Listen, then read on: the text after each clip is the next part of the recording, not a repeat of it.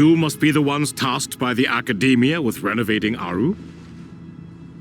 That's right.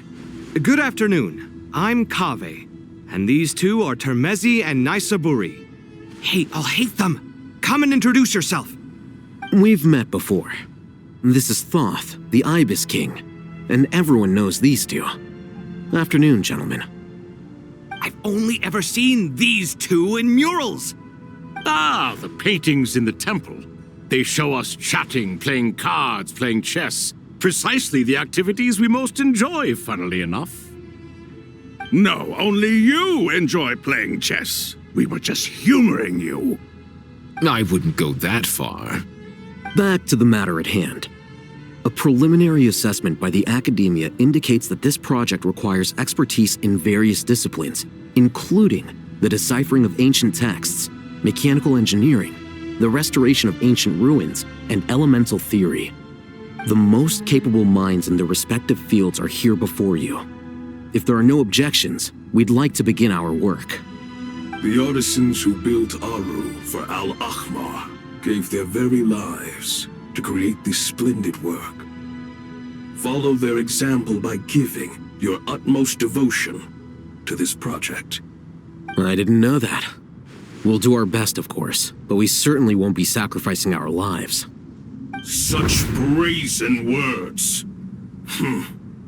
Humans these days are a far cry from their ancestors. What little respect you show for King Deshret. No, that's not what he meant. Please, don't mind him. He shares your sentiments, just not your, penchant for hyperbole. Assuming that's what you were going for? I just think it's important to manage expectations. Forgive my lack of courtesy, but we simply can't sacrifice our lives to the gods on completion of the project like people in the legends of old. Here's a first draft of the project proposal for your perusal. Please let us know if you have any requests. Normally, I'd have made it look a lot more visually appealing, but we were really pressed for time on this occasion. I hope you'll forgive me if it's a little rough around the edges. Naturally. If my fellow ministers deem this meager display of respect sufficient, I suppose I can consider agreeing to their proposal. Why are you so preoccupied with the ostentatious displays of respect to Al-Ahmar? We should be trying to make things easy for them. You never know. We might have to rely on these young people to look after us in our old age. Exactly. This is Aru's mainframe. Be reminded to use it with great caution. We certainly will. Thank you for your assistance. You may attempt to lay out punishment should you so desire, though I'm afraid it would be futile. You and I both know that certain components of Aru can only be operated by humans. King Deshret always believed in humanity. Still, the reason that Aru's modules are designed that way is not so much because he trusted them, but more because he was wary of you. Is that true? No wonder human artisans helped to build Aru then. He actually required human assistance to create his greatest work. Naturally. Have you noticed that the Goat King keeps giving superficial responses? It's like he's just going through the motions and leaving the real debate to his colleagues. He understands the art of perfunctory speech. That's what earned him his position as the Minister of Ministers. It seems the rumors about King Deshret being a poor judge of character are baseless after all. Excuse me for being blunt, but it sounds suspiciously like you're putting yourself on a pedestal and mocking me. You're mistaken. And while there's nothing strictly wrong with making every conversation about yourself, it's not exactly a positive tendency either. You? Whatever. I knew it'd be like this working with you. All right, let me past. I need to look at this console. It's your job to activate it after all. Let's begin. Everyone, please proceed with the external checks and preparations as per the procedures outlined in the engineering plan.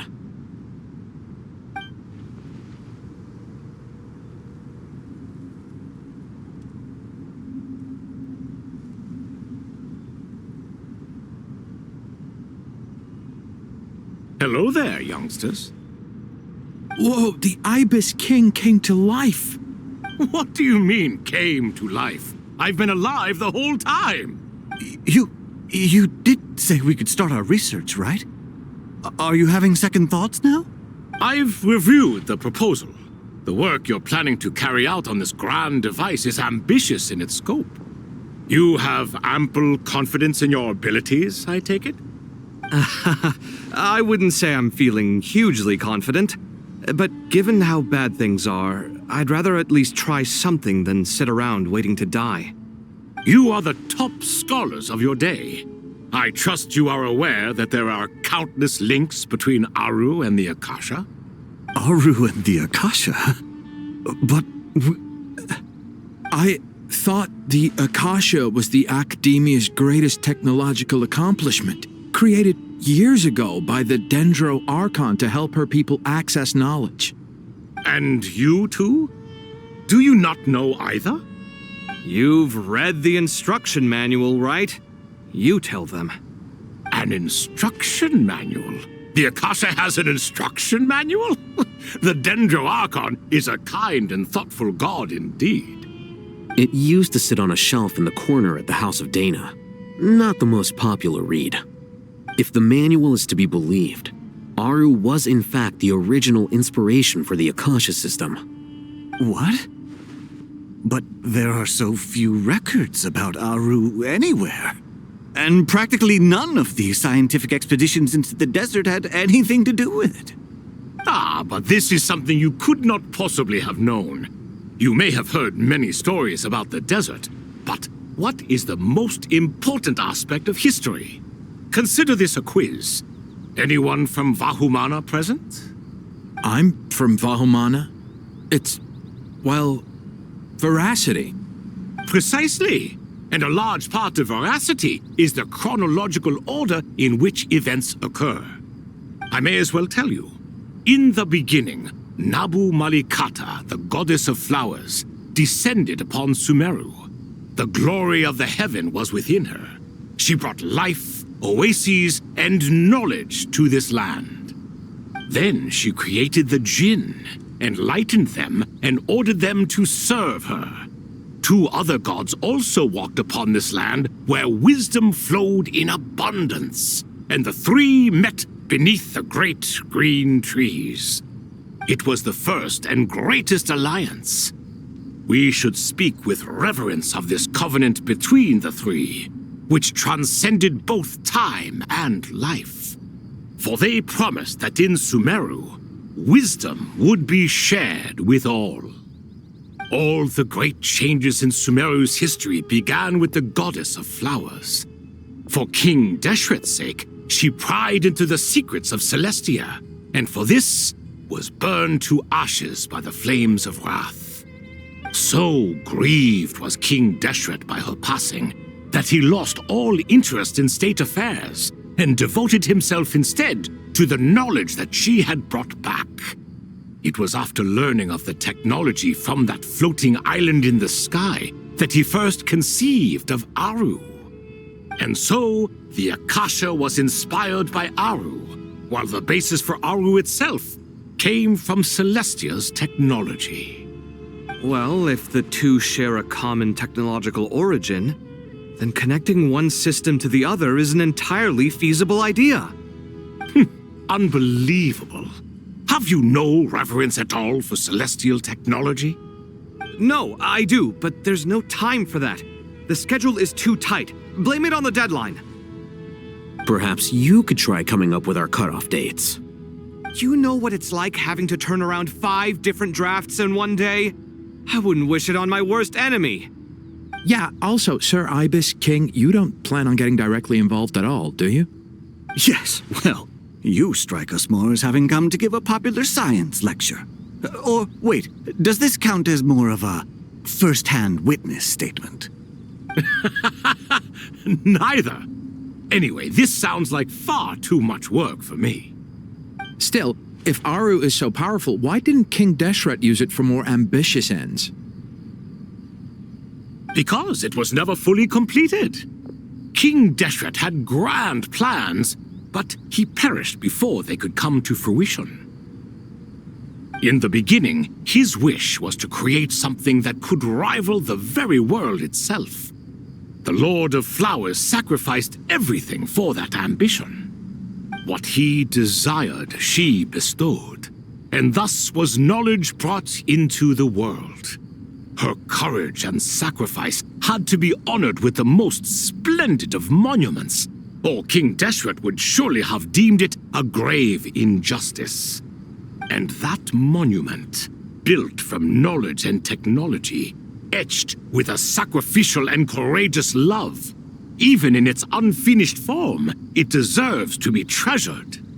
At that time, King Deshret said the following to the Lord of Dendro. Since we share an eternal covenant, I shall never be your enemy.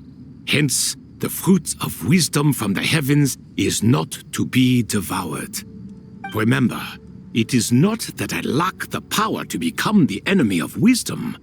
Yet you and she have taught me much and shown me kindness.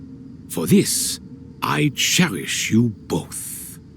In the end, Aru was only used to store a portion of the souls. It was but a primitive form of the masterwork the king had envisaged. His final hope for Aru was to return to the past, when she yet lived. So the point you're making is, King Deshret was both powerful and ambitious, and he only ceased his imperious ways out of affection for the Goddess of Flowers and the Dendro Archon. You could see this as an act of mercy, but you could also see it as the sentiments that lay between these three gods placing constraints on him. This was, after all, the foundation of the alliance between them. This explains why Aru was both a prison and a monument, and why the answer to the three questions was time. You have to be careful who you get involved with, or you invite all manner of misfortune. This is as true for gods as it is for humans. Love is the same. It is both a prison and a monument. All right, let us pause the story here for now. Seeing as you've been so diligent, I'll offer a little help. Who's in charge again? Is it you two? Ah, yes, me and him. Now then, close your eyes. Wisdom hides in the space between the tangible and the intangible. It is to convey the incommunicable through the simplest of mediums. By the power of King Deshret, I shall grant you a glimpse into the unseen secrets that lie at the threshold of existence.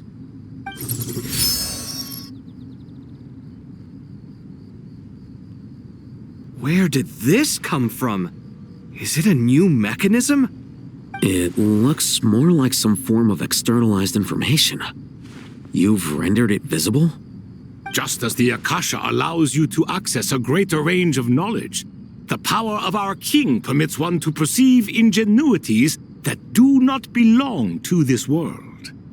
This is no ordinary mechanism. It reflects the internal structure of Aru. Whether you choose to increase or decrease, keep or discard.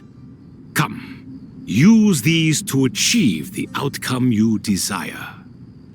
Looks mechanical to me. Better let me handle it, just in case. But wait, how do I get up there? Turn around. So that's where the elevator is.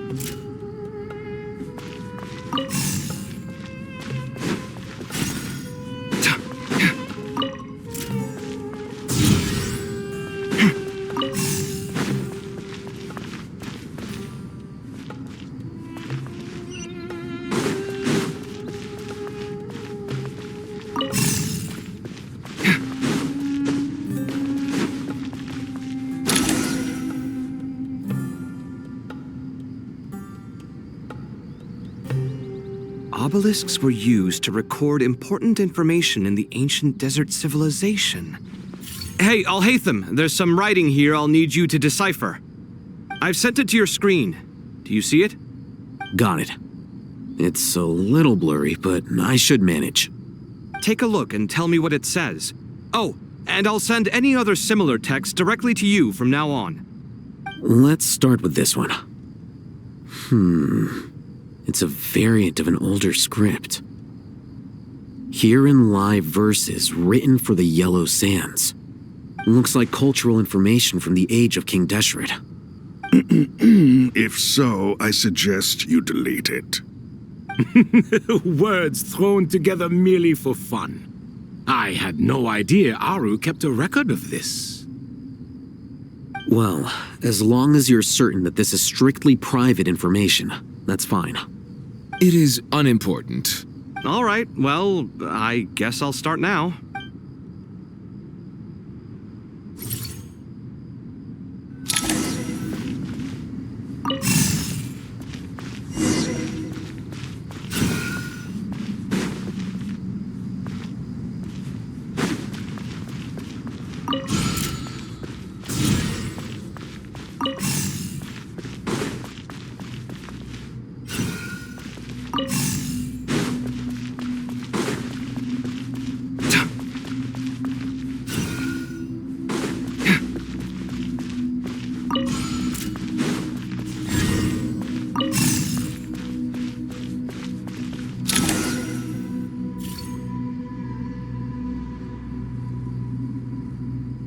Found some more. Sending them over to you now. These are all reports about the Gurubad conflict. Can we delete them? I'd say so. Most of this information has already been archived anyway. What if there are details in there that Vahumana missed? What are we supposed to do if they come after us in the future? They'll just have to live with it. If we don't resolve these issues now, there won't even be an academia in the future, let alone a Vahumana Darshan. Yeah, you're right. Okay, done. There's some other similar monuments nearby. I'll check them out.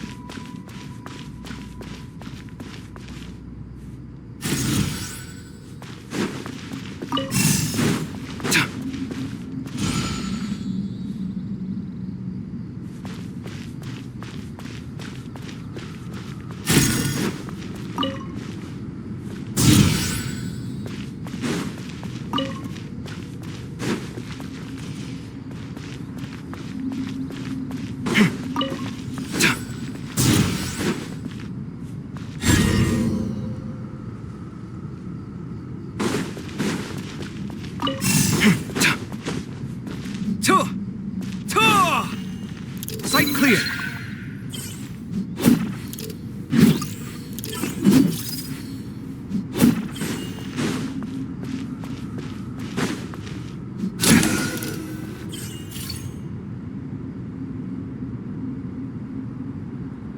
Another monument.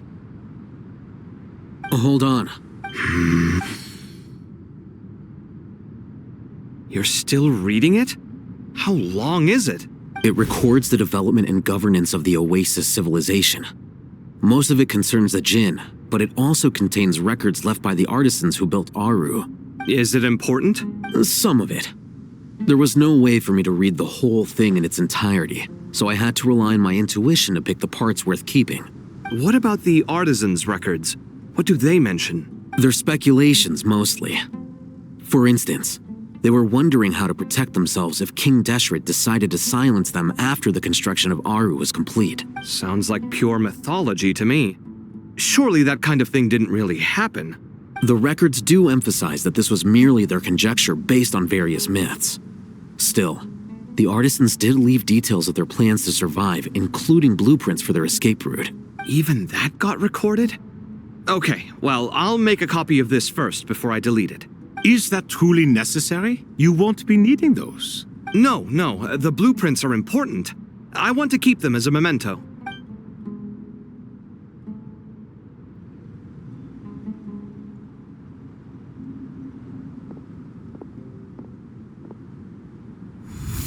I think that should just about do it. It meets the requirements of the contingency plans, so we should be good. I gotta say, it's the strangest feeling. This cross between reality and the intangible.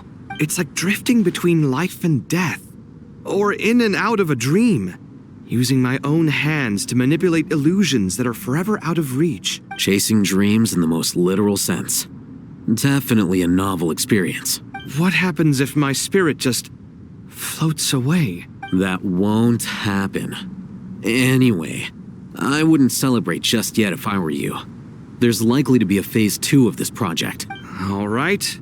I'd better keep my wits about me then.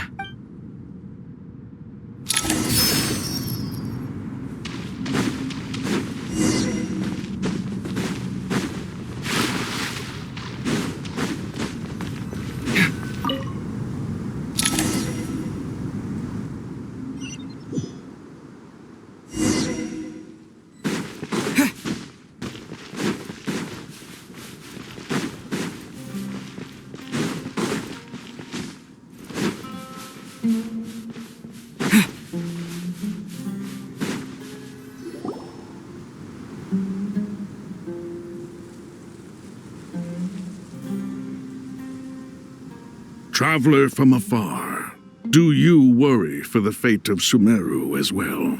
Whoa! It's Sobek the Crocodile King! Greetings, Crocodile King. Please be at ease. I'm just here to chat with you about Lesser Lord Kusanali. Sounds like you really care about her. Yes, although to be exact, it is a mixture of both concern and curiosity that I feel. Speaking of Nihida, Paimon was wondering how she's doing. Wait a moment. What is it? I tried calling out to a pep, but there was no response. This can only mean that she is focusing all her energy on taking care of Lesser Lord Kusanali. All the gods who serve King Deshret seemed super surprised to hear that a pep agreed to help Nihida. Guessing she made a bad impression on you or something. Are you aware of the history between her and our king? The story begins a long time ago. Al-Ahmar was always a wishful thinker where the Dendro dragon was concerned. Without consulting her, he decided to list her among the 7 pillars and declared his own power to be far superior to hers. That was when our king was at the height of his power. Ibis Goti and I were no match for him. And so we chose to submit and serve as his ministers. But not a pep. No, she never thought much of him. To a pep, Al-Ahmar's pride and sense of superiority were nothing but ignorance and hubris. In fact, they fought numerous times, but usually the battle ended in a draw. In the end, King Deshret coveted the power of Celestia, only to end up corrupted by knowledge. His final act was to trick the dragon into swallowing him whole, leaving her to bear the torment of his sins. The Dendro dragon stands for the glory of a bygone era. She hated Al-Ahmar and what he represented. All the gods, all the power they wielded. And so, her willingness to help the Dendro Archon through this crisis comes as a great surprise indeed. It makes one wonder whether, perhaps, the Dendro Archon assisted her in the past. Yep, Nihida did her a huge favor. So Lesser Lord Kusanali put an end to the Dendro Dragon's many long years of torment.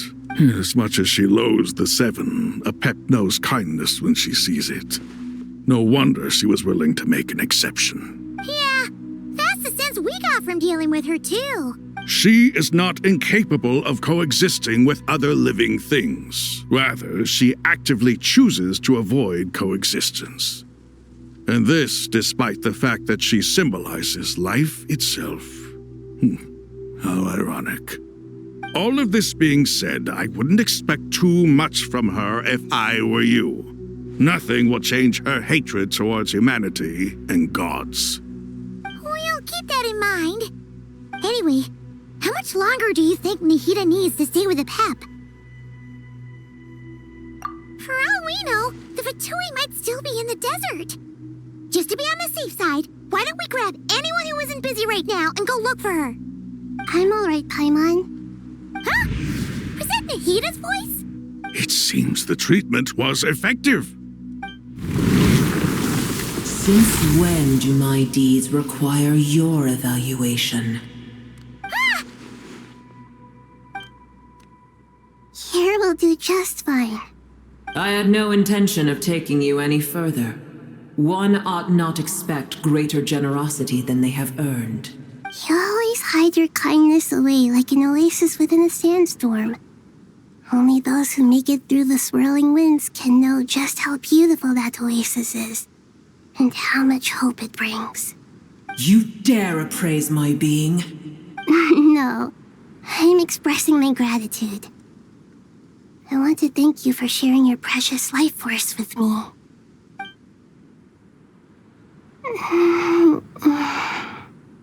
Awake already?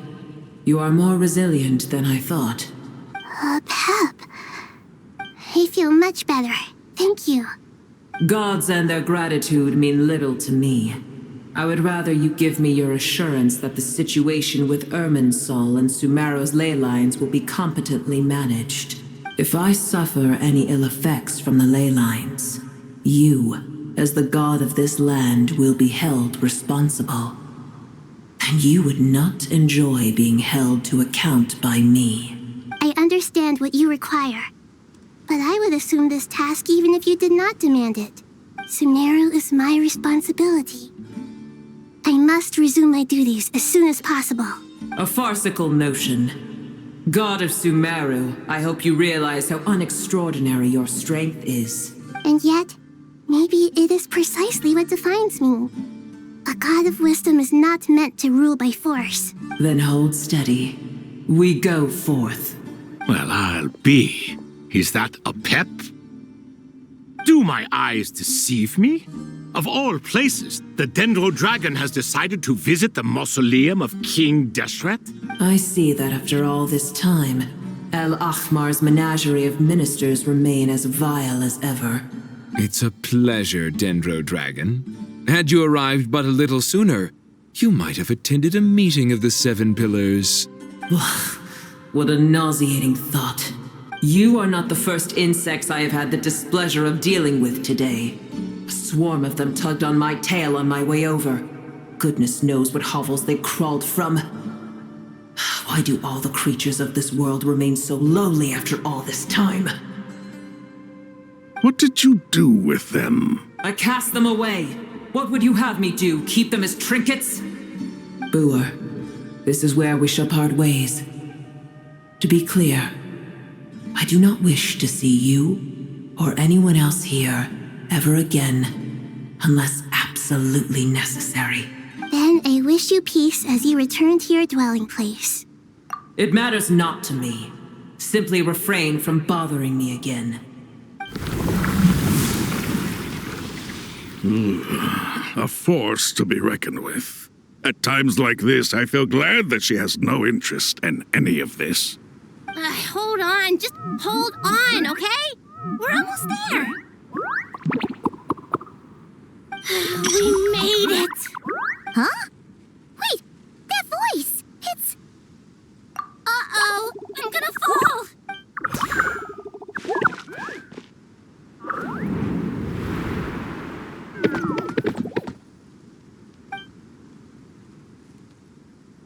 Well, that's a relief. A pair of safe hands indeed. The Dendro Archon's familiars.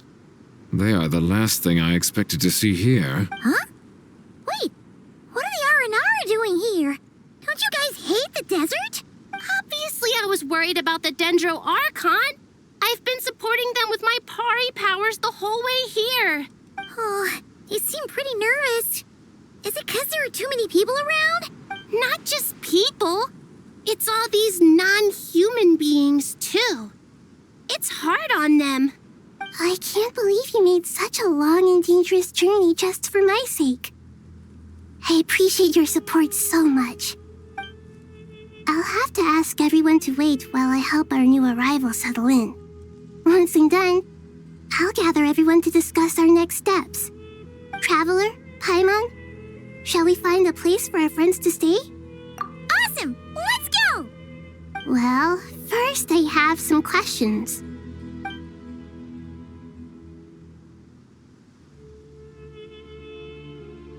Okay, I think that covers everything. Thank you. We can get going now.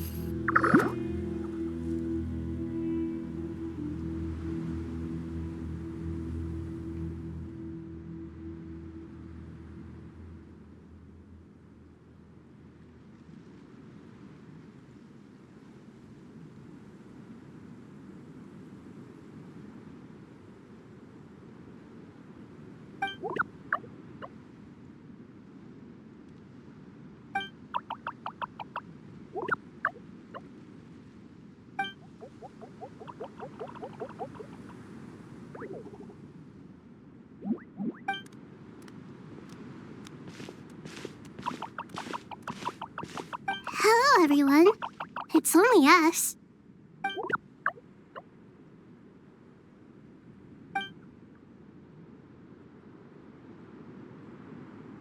It must be very tough for you coming all the way out here, especially since you don't like the Voluka. Is everyone back in Vanarana doing well?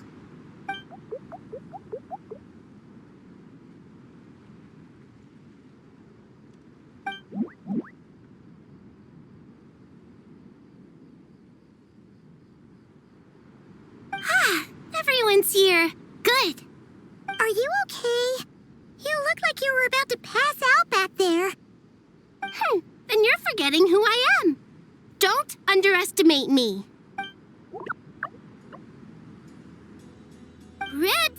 Oh, excuse me! Are you comparing me to Paimon? I suppose everyone is gathered here because of me. As we can see, the situation is critical, and everyone is very busy with their various tasks, so...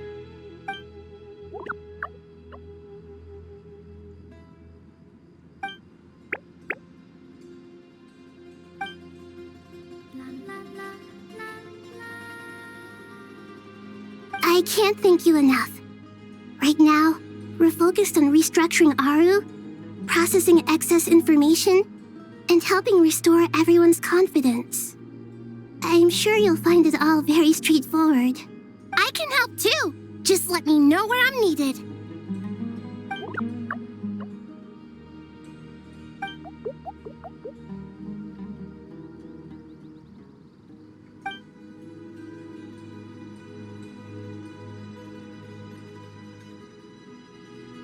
Up to no good?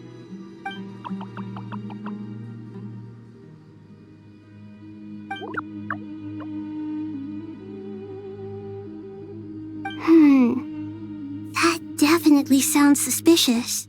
Traveler, Paimon, I have other work to attend to here that needs to take priority. Could I trouble you to investigate the situation Arabalika spoke of? No problem. Leave it to us. Thank you. I'm counting on you.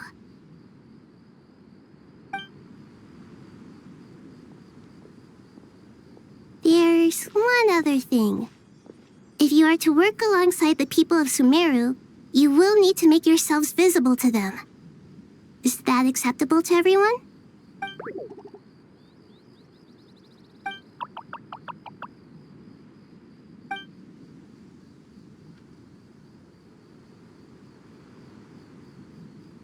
There's nothing to fear.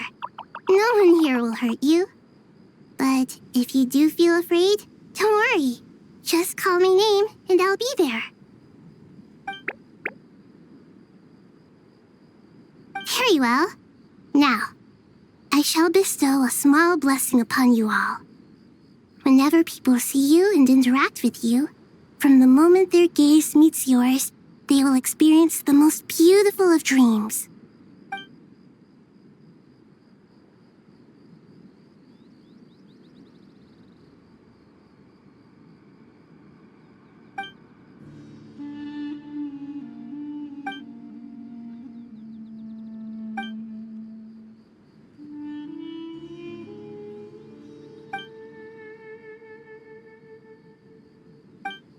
Do not fear. We will face it together. This too shall pass.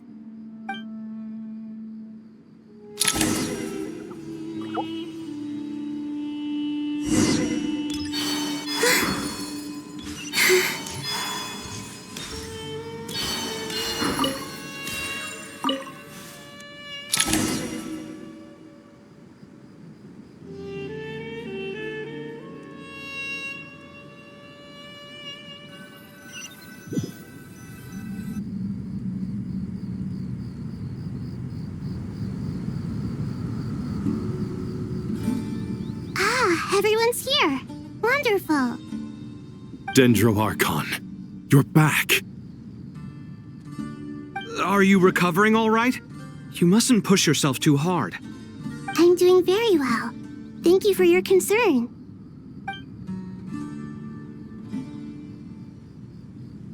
I see. Using the power of Aru to reboot the Akasha and gain access to Irminsul. It's a sound plan, although... I regret to be the bearer of bad news, but with the state that Irminsul is currently in, it's impossible to access via traditional means. Even the Akasha won't change that. Alas, we had feared this may be the case. And what about non-traditional means? Non-traditional means? Are you saying... Desperate times call for new measures.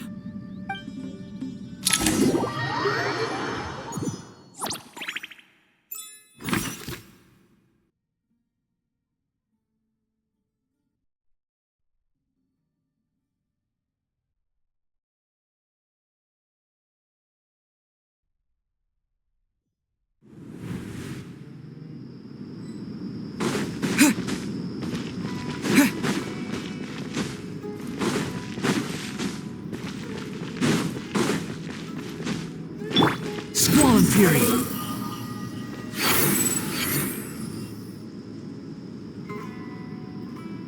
Hey, we're here! Ah, it's you. Is there a situation?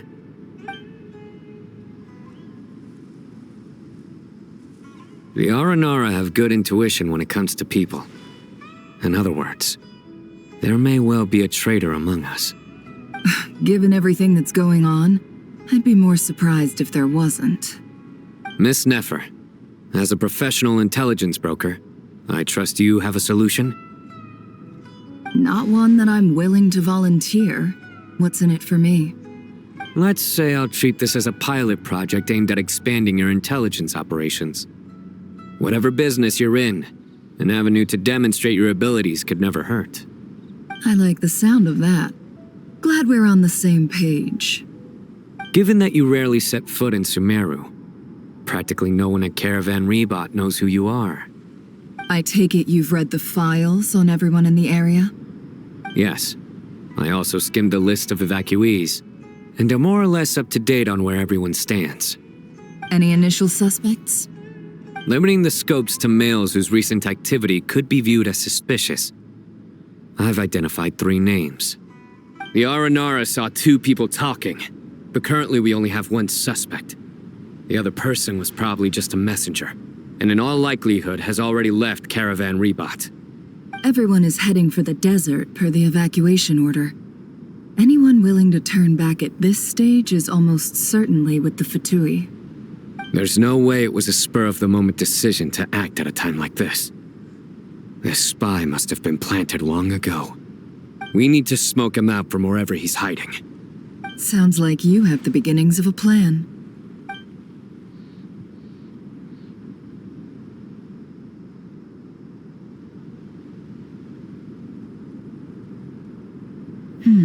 I see.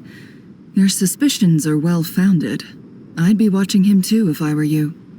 So far, we still lack solid evidence that he's been bribed. He hasn't made any recent purchases that would indicate he came into some cash. Then let's get closer to him to confirm before we make our move. I can handle it. I'm not based in Sumeru, so barely anyone at Caravan Rebot knows who I am. And you're certain you've never encountered this person in Nodcry? I'm certain. Besides, it's extremely rare for me to have had any direct contact with Sumeru mercenaries besides Jet. There's no way he could have seen my face before. Sino, stay out of sight and wait for my signal. If he raises any red flags, I'll bring him toward the main road. Understood. I'll take it from there. Excellent. Well, it's a pleasure working with you.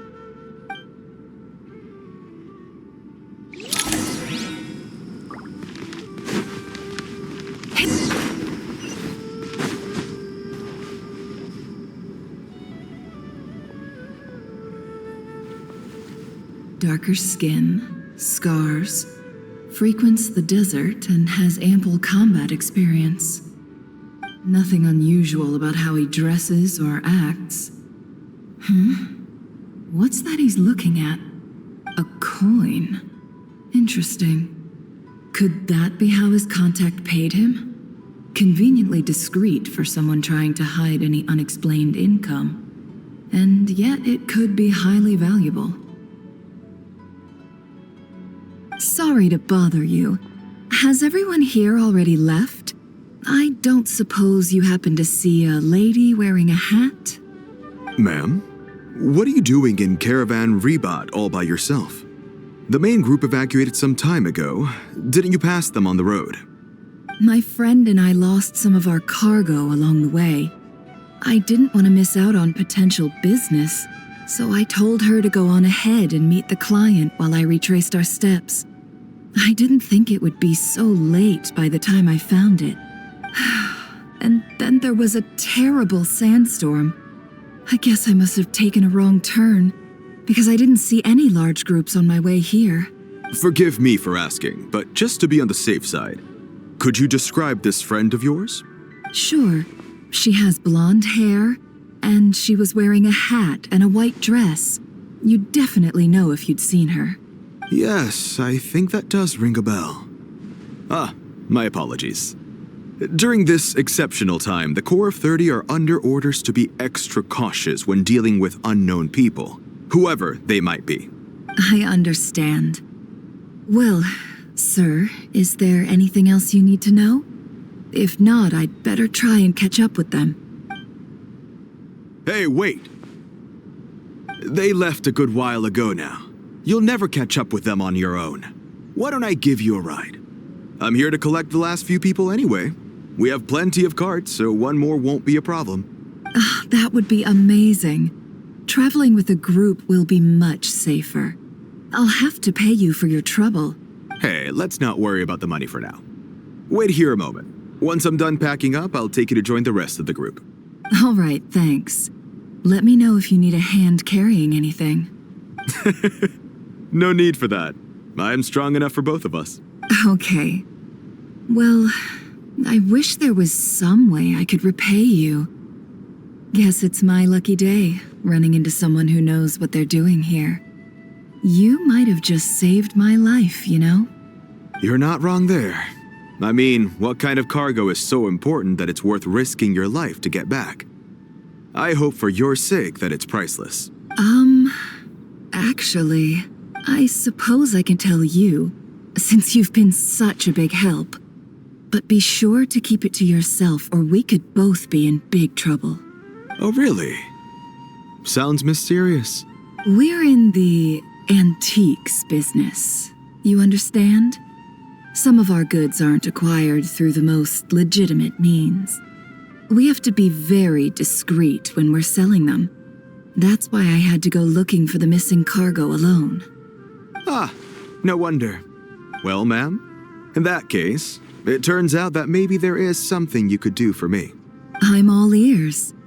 But to be clear, our commission isn't cheap. Think carefully before you ask. We don't want to ruin our relationship before we even hit the road. I'm sure that won't be a problem.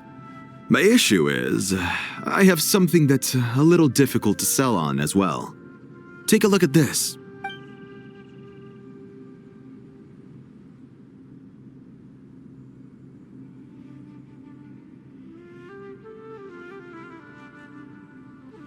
Pure gold. That's quite something. How'd you come across it? Dig it out of some ancient tomb? If you look hard enough, there are many treasures to be found in the mausoleum of King Deshret. It has no distinct Snezhnayan markings. That'll be why he's going with that story.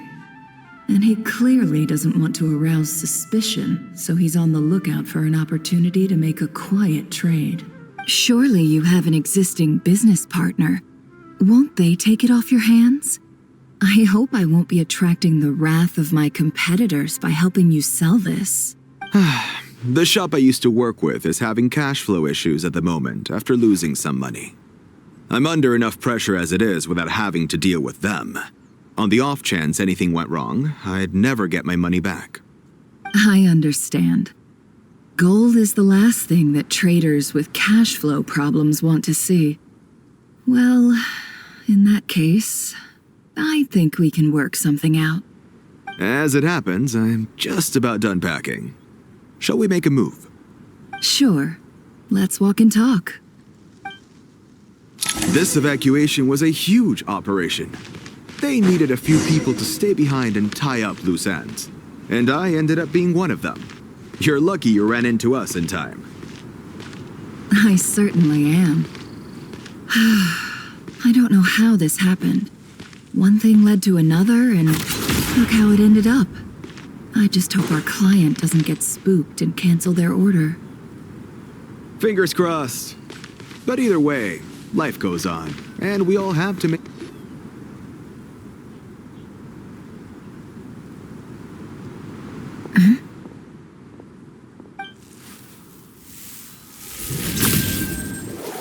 Hands where I can see them. General Mahamatra! No, wait! What are you doing?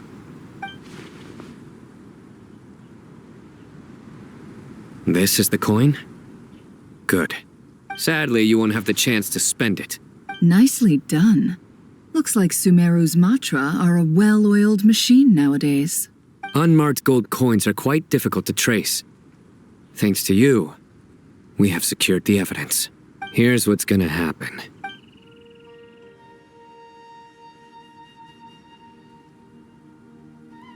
Southeast from here, leeward side of the hill. That's where he's meeting his contact. Great work. Candace tells me your interrogation skills are highly effective. Hers are quickly catching up. She's improved a lot in recent years. Looks like it's over to you for the next step. Because I'm quickest on my feet? Because you know how to trail a target. Plus, it'll be easier to monitor their activity from the air. Fine. I'll be quick. One more thing. The Traveler just brought a message from the Dendro Archon. Once you're done with this, we're to meet up at the mausoleum of King Deshret. Got it. Will do. Are you sure you'll be okay on your own? Gee, I don't know. Maybe you should come with me. Okay. Then Paimon's coming with you. Really? You do know this is a stealth operation, right? Meaning, you have to be quiet? Paimon, are you sure about this? Well, Paimon at least wants to give it a shot. Like everyone says, if you never try, you'll never know. Besides, being the best guide in Tibet has to count for something. This should be a piece of cake. Fine. Join me if you want. But be warned, If anything goes wrong, I'll have to gag you and shove you into a bush. No need! Paimon will be super careful. Promise! Good. Then what are we waiting for? Let's go. Ah! Coming! Coming! Behold!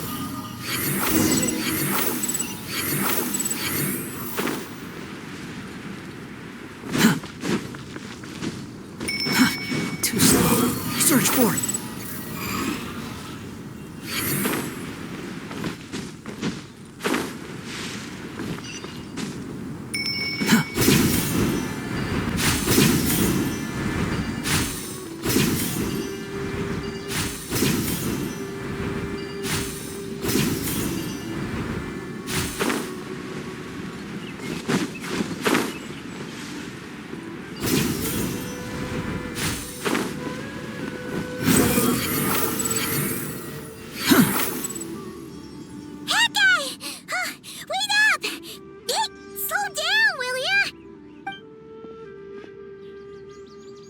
We're here.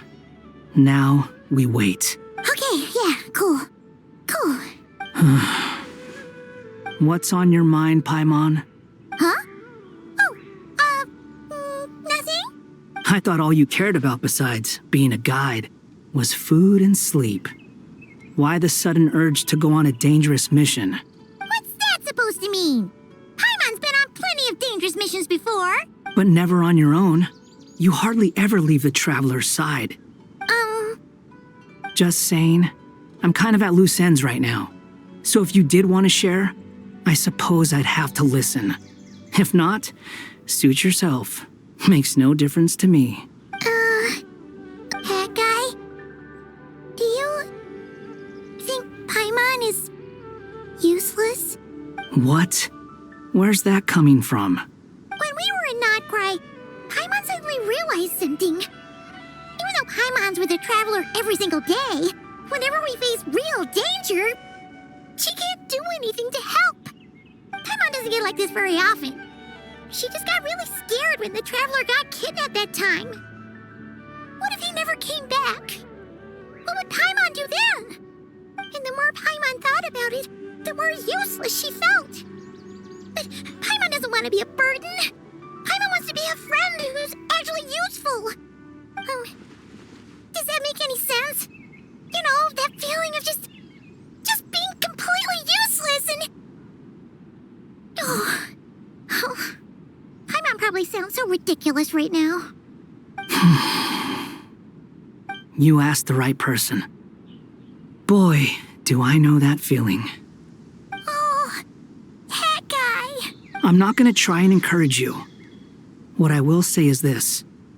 When you start doubting yourself, you have two choices. Give up or change. You have to make the decision to move forward. Otherwise, no amount of consultation from other people is gonna help you. So ask yourself, what do you want? To get stronger? To learn more? Whatever it is, go do it. You won't have any regrets if you can at least say that you tried. All right. Something's not right. Shouldn't they be here by now? Paimon, is it just me? Or is it a little too quiet around here? Should Paimon take a look? We'll give it another hour. If nothing happens, we head back. Okay.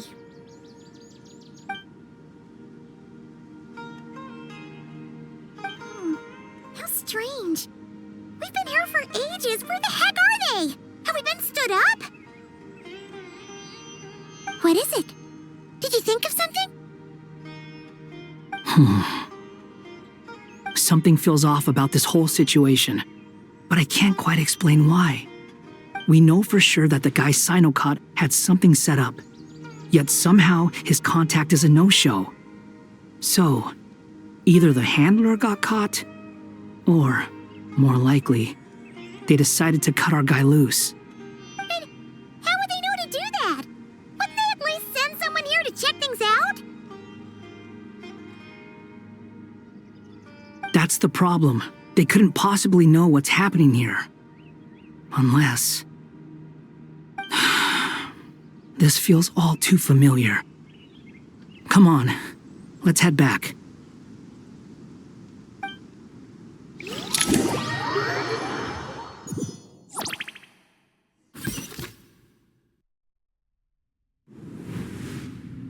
Even though this isn't a formal meeting, I'd still like to start by saying how grateful I am to each and every one of you. Thank you all for coming here and standing by our side. Shesipank and Bennu are currently assisting the scholars with the maintenance of Aru. Please forgive their absence. As for Hermanubis, may he rest in peace. We remember him with great fondness. There have been times when I imagined what it might be like to meet you all. Now that it's really happening, I feel quite emotional. Time has taken many things away, but that which remains is all the more resilient. I must say, there is one thing that rather surprises me. You appear to be in good spirits, Lesser Lord Kusanali. But even so, I can sense that the life force given to you by the Dendral Dragon has far from fully resolved the problem of your vitality. Oh no! So even Apep's power didn't work? Don't worry, Paimon. It worked very well indeed. The issue is how closely I am tied to Irminsul. Until the problem with it is resolved, there is no way I can fully recover. Sumeru has undergone tremendous changes during your absence. When gods pass away, inevitably, people's faith in them grows weaker. You must have sensed it already. Your power is not what it once was. Regrettably, this is true. I too have grown weaker due to the effects of Irminsul. Right now, we're all in quite a sorry state. Then what do you suggest? We take all the help we can get. Sumeru is our shared home. You and I, gods and humans alike, we must unite all our strength in this moment. Though Al-Ahmar is no longer with us, the alliance between the three gods remains in force. Regardless, as subjects of our king, we have a responsibility to support Sumeru through this catastrophe. Not to mention that it was the people of Sumeru who released us from this prison of Aru. Times have changed, and the people of today possess greater wisdom than those of the past. You really know how to give a rousing speech, Goti. Now then, let us learn more about your plan. The brightest minds of the Sumeru Academia are busy opening and renovating Aru. They claim it has something to do with Irminsul? Correct. Irminsul has existed in Tevat since the very beginning. But during the Age of the Dragons, it did not possess the significance it holds today. After the heavenly principles arrived, the power of the Light Realm was divided into elemental energy, and Irminsul was refashioned as a device that records and preserves all information. Since then, everything in this world has been inextricably linked to it. As the Dendro Archon, I have a duty to protect Irminsul. To Sumeru, it is both a national treasure and undeniably a major threat. Tevat has seen many upheavals in the last few years. The most recent of these was a major crisis in Notcry, which forced Sumeru to be even more vigilant than usual. I made sure to monitor all the pathways through which an outsider could potentially transmit themselves into Irminsul. But despite my efforts, a major problem still arose within. I still believe that someone has actively invaded Irminsul. But rather than taking any of the pathways I referred to, the intruder chose instead to utilize the most direct route, and the only one that cannot be protected against, by entering Irminsul through death. I see what you mean. You cannot simply stop all deceased souls from returning to the ley lines because of a potential invasion that could occur at any time. That's right. As important as it is to guard against external threats, I couldn't allow myself to stop the souls of the departed from finding peace. Please, understand how difficult this predicament was for the Dendro Archon. Defense has never been an easy task. After Irminsul was invaded, my authority was quickly restricted. Soon after that, the tree began denying access to any connections. I'm sure you feel responsible, but you are not to blame. No one can predict every possible disaster. There will always be trials and tribulations for the world to endure.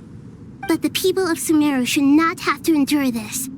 We must find a way to break through the lockdown and connect to Irminsul. And this is why you need Aru. Yes. The only thing in Sumeru capable of rivaling Irminsul in terms of overall function and performance is Al-Akhmar's legacy, Aru. All I managed to do before falling into a coma was make some minor adjustments to Irminsul. Using Aru is a last resort, and a move that comes with enormous risks. The Scholar's initial plan was to borrow Aru's power to reboot the Akasha, then use the Akasha to connect to Irminsul and investigate. Unfortunately, Irminsul has suffered far greater damage than they first thought, rendering that plan futile. To rise to the challenge, we had to resort to more extreme and far costlier means. This has led to a number of new contingency plans. To reclaim Irminsul, our brightest scholars have made further modifications to Aru with multiple goals in mind. I thank you all for giving them your blessing in this endeavor. Human wisdom has clearly improved over the millennia. You have not only our support, but that of the Jinn, the Aranara, and the Pari. Together, we will do everything in our power to save Irminsul. By the way, when you spoke earlier of an intruder, it almost sounded as if you knew who you were dealing with and what they were capable of. Well, since you ask.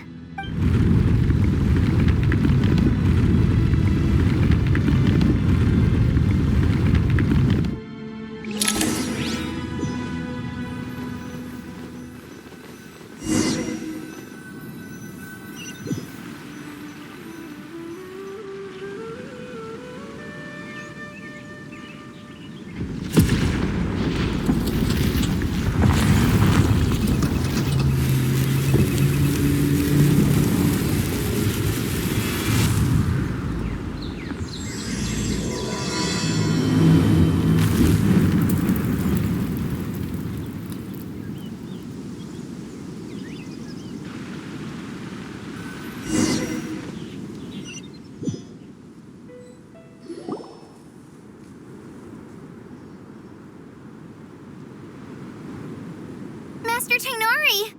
What is that? Is this Irminsul? How did this happen? What's going on inside? Luckily, we managed to evacuate everyone. What in the world was that? That was terrifying!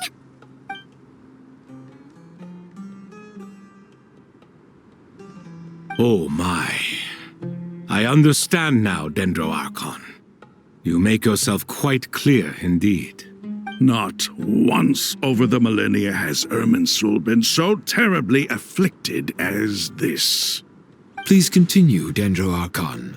Irminsul's root system is what comprises the ley lines. In the past, it has always been hidden away, going unseen by the general populace. But now, an evil intruder is making it reveal itself. It has become a tree of unbridled greed.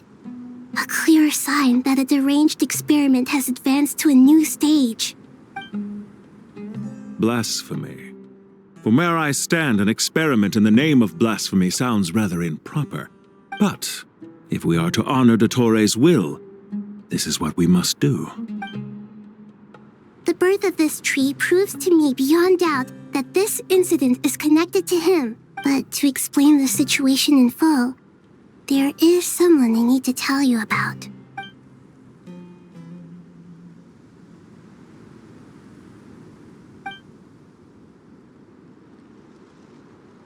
Zandik. So it was him. I saw him in the desert once. A man of supreme arrogance. So this is where it has taken him. But didn't Dottore die and not cry? How is he still able to do all this? He must still have loyal followers amongst the Fatui. Even so, I'm still unclear as to how he has been able to wield such a profound influence over Irminsul. I can confirm that Fatui forces have arrived in Sumeru City. Furthermore, Irminsul seems to be undergoing some kind of mutation. Evil branches are beginning to grow. Things that do not belong to this world are slowly but surely materializing. Sorry, I couldn't think of any other word to describe it. They don't seem to be fully formed physical entities yet, after all, but they are gradually becoming real. A baleful tree climbing up into the heavens. Speaking of Dottore, I have some information on that front as well.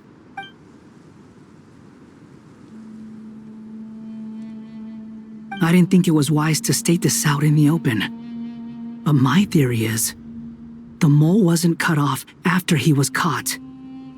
They wrote him off from the beginning.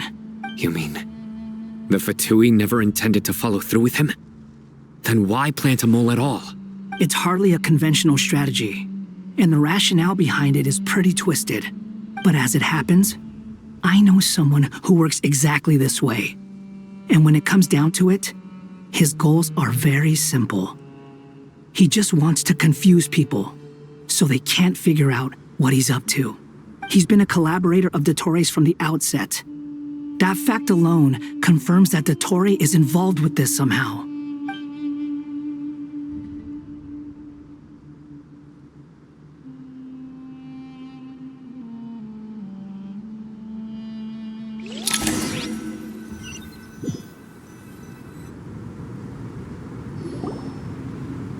There is still much to be done. Everyone, please remember our core strategy. As per the discussions, the following groups must act immediately. Mr. Alhaitham and Mr. Kave, the next phase of the Aru renovation project must begin right away. Godspeed to you both. We'll give it everything we've got. The plan looks feasible, but the implementation will require certain resources. General Mahamatra Sino and his team will help to procure the materials required for modifying the terminal. No problem. I've already spoken with Sethos and Hat Guy, and they've agreed to assist me. This kind of thing is best left to the fleet-footed, right? Hat Guy? If it's efficiency you're after, we're the right people for the job. Following up on the elemental energy amplifier we discussed, Ms. Dory, I assume you're the one most familiar with the status of this project. Aside from the Dendro Archon, of course. Yep, that's right. Leave it to Lord Sangamabe. Got it. Well, I'd like Madame Farazan, Kale, and Nicole to support Dory on the technical side. You can count on us. Will do. Rest assured, I'll take good care of Kale. Dia, Candace, and Nefer, you'll be in charge of negotiating between the various parties. I trust you remember our goal. You bet. We can handle it. Good. I believe that covers everything. Tainari will provide ad hoc support as needed, if that's okay. Poor Tainari. Must be tough being Nephis' student. Getting bossed around all day, every day. Hey, don't try and drive a wedge between us, you old rascal. All it says to me is that Master Nephis has faith in everyone's abilities. While I'm nominally here as backup, I doubt there will be many situations where my help is needed. Exactly. Finally, Traveler, you and I will head to the border between Sumeru and Natlan. Once that task is complete, I'll be asking some of you to accompany me to the Eternal Oasis. The Eternal Oasis? I thought that was just a legend. So it does exist after all. Regarding your trip to Natlan, under normal circumstances, a meeting between our two nations would be a far more formal affair. Unfortunately, Sumeru is all but completely cut off from the outside world at present. So regretfully, we won't be able to give the Pyro Archon Mawika the grand reception that she deserves. My apologies for the inconvenience.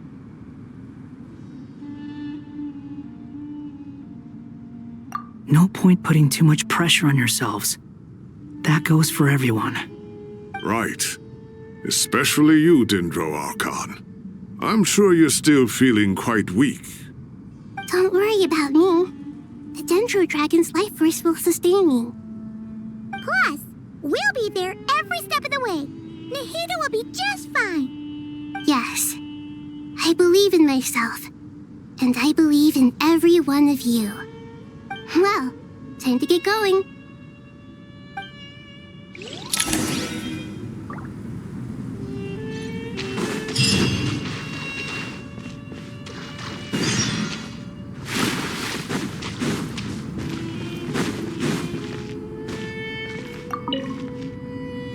To what extent we can implement the final plan depends on how successfully the Akasha can be modified and configured. And to make sure the configuration works, Aru will also need some further optimization. Yeah, no surprises there. Once we roll this out, any Sumeru citizens who already have Akasha terminals can simply continue to use their existing devices. This still leaves us with a significant equipment shortage, though. Many groups of people were never issued Akasha terminals, including mercenaries, the desert folk, and many others. We'll need a supply of rare materials for the renovation of Aru and the production of new terminals. Right now, the best place to source these locally is from the primal constructs within King Deshret's mausoleum. Time is not on our side here. It's gonna be a race against the clock. The Aru merge and renovation project will have to be carried out by you two. Everything's riding on this, so failure is not an option. As discussed, General Mahamatra Sino and Mr. Hatguy will source the required materials. Mr. Sethos is quite familiar with the layout of King Deshret's mausoleum. With him accompanying them, things should go quite smoothly. I have every confidence. In the meantime, we may as well take a breather. Makes sense. There's not much we can do until the materials arrive. Get information and stay close. What is this, boot camp? Knock it off.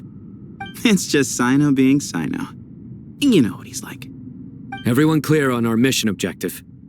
Look at the excess primal constructs, dismantle them, and extract the required materials. And King Deshret's 7 pillars agreed to this? If they're just sitting there doing nothing, we might as well put them to use. Thoth's words, not mine.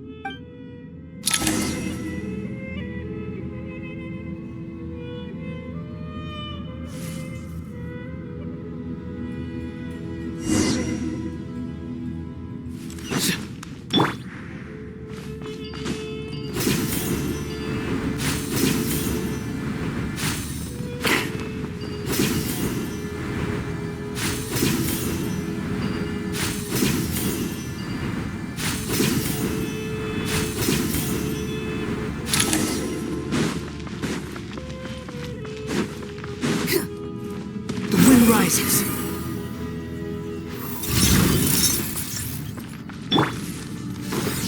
Zip-tie! Give me some space. Move or roll.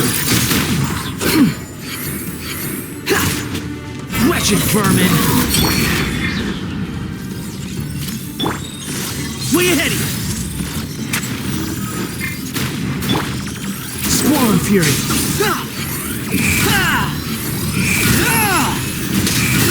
Search for it! Nowhere to run! Your sins weigh upon your soul!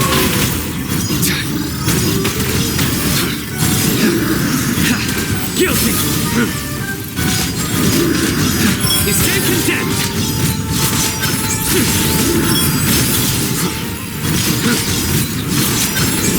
Guilty!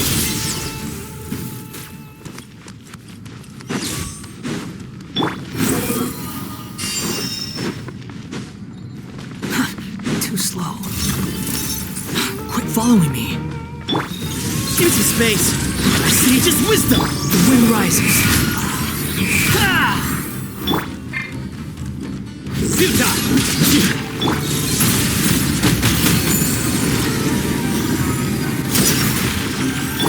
Behold! Know your place! Surrender! Judgment is upon you! You stand condemned!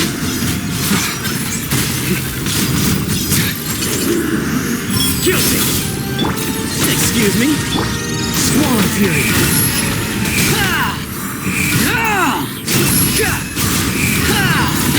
I'm used to this. Move to Al-Akbar! Unsightly insects! Nowhere to run!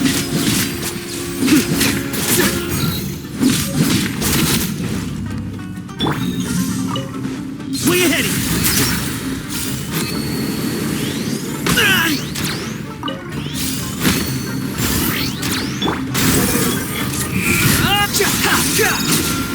These devices should still be usable even though they're broken down. Let's take them back for the others to review.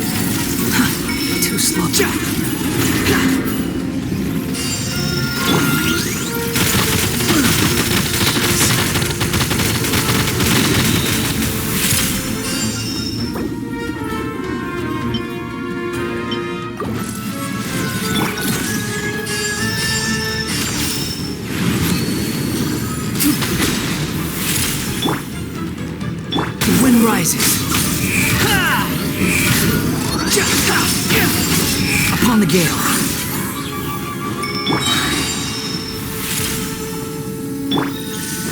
Give me some space. Surrender! Wretched vermin! Your sins weigh upon your soul! The penance is due! Guilty! You stand condemned!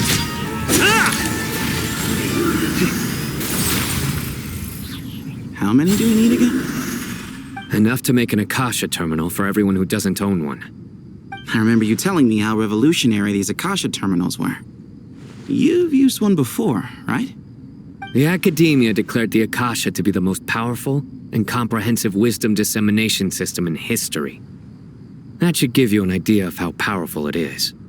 Certainly sounds impressive. Neither Hat Guy nor I have ever had an Akasha terminal. Well, if it all goes to plan, that's about to change.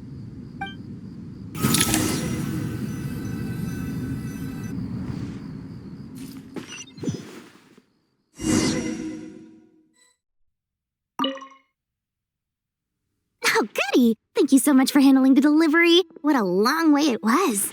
You've really outdone yourselves. I'm well aware what a bumpy, dangerous journey it must have been.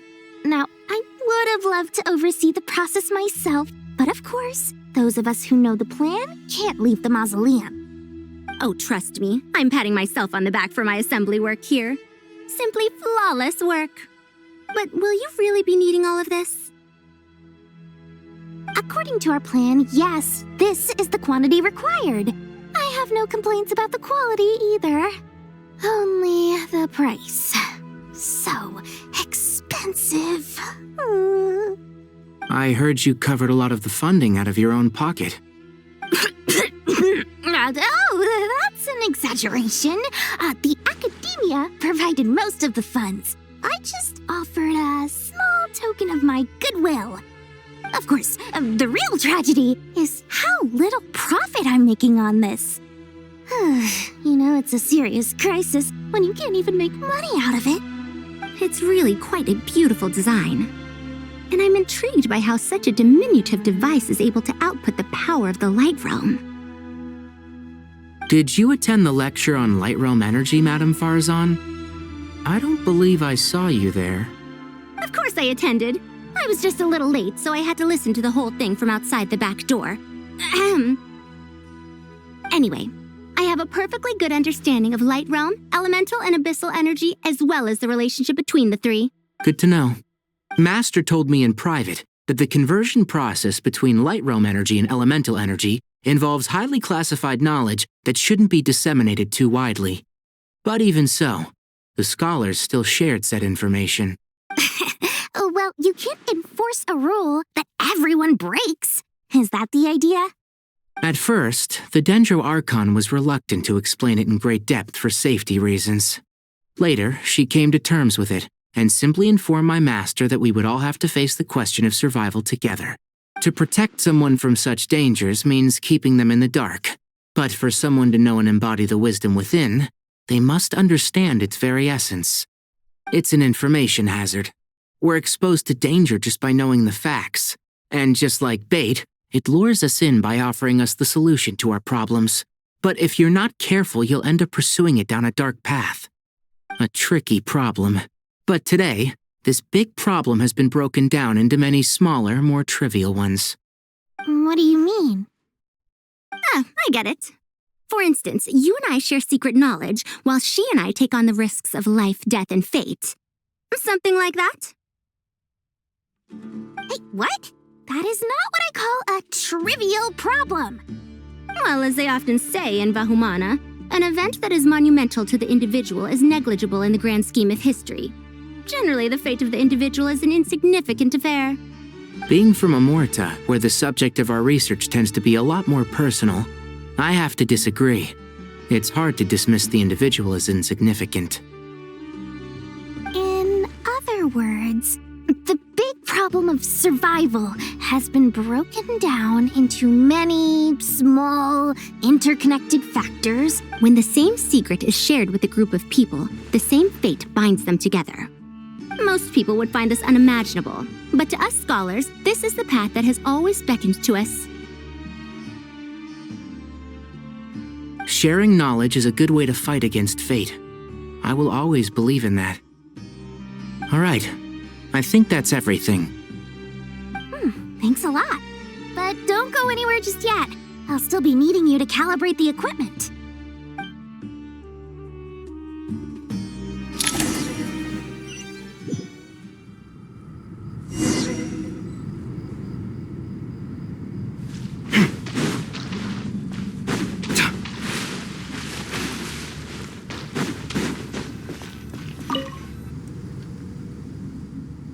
Okay, the materials are ready. We can proceed with the next phase. Alhaitham, how are you getting along? Most of the information in Aru is written in ancient desert scripts. Some of this is written in a tribal language, while other parts seem to be a variant of an Oasis script, based on the glyph forms. Oh. Not lost to history, I hope. Some are. All we can do is infer the meaning based on the rules of related languages. Although, this section actually fills in some of the missing historical record. I'm transcribing it so we can bring it back to the academia. After Aru started up, 2 more lines of text appeared here. Can you read them? Humans may not read what is written by the gods, except by not reading. Victory should not be easy to attain, for it symbolizes divine wisdom. Knowledge must not waver, for it has external borders. Is this a clue to solving a puzzle? Or is it being symbolic? You can't read it unless you don't read it. Victory is wisdom. Knowledge is confined by borders.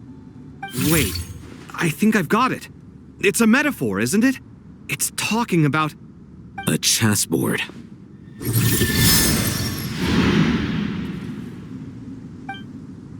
You were right. The youth of today are skilled at solving riddles. Have the secrets buried in the desert not been unearthed over the years all the same? Since Aru is a place reachable through wisdom, this day was bound to come sooner or later. Oh, I've always been against overly cryptic sentences. Don't you get tired of reading and writing all that? Ah, it's you three. Just in time. We've been delving deep into Aru, and now this board has appeared. I've heard this was how you'd while away your free hours. You must be quite the experts by now in that case. It is true. King Deshret's chess games are some of the most well-loved of all his wonderful creations. If you have ever been to Safhe Shatranj, you may well be familiar with the chess pieces you see here. Is this chessboard supposed to be another visualization of the interior of Aru, then? Naturally. Visitors, everything is ready. Only by completing the challenge on the board in accordance with the rules will you be permitted to overwrite Aru. 1 second. It's not dangerous, is it? Dangerous? Why, yes, of course. I should be the one to go, then. Wait for me here. Sounds like the self-confidence of our present company has rubbed off on you. Don't be ridiculous. I'm your upperclassman, and that means I have to look out for you. I appreciate the sentiment, but a game of chess typically requires 2 players. Besides, I'm sure they won't let things get out of hand. Keeping things relatively safe is in your best interest too, isn't it? Fair enough. I mean, you guys are controlling the difficulty, so please don't go too hard on us, all right? Ah, but Bennu said he wanted to put some respect into these whippersnappers. All right. Thank you. Obviously, we'll still try to be careful. This doesn't seem like ordinary chess. Is the goal to defeat the opponent? No, you must enter the board and pass the trials we have placed there. Ready? Let's do it.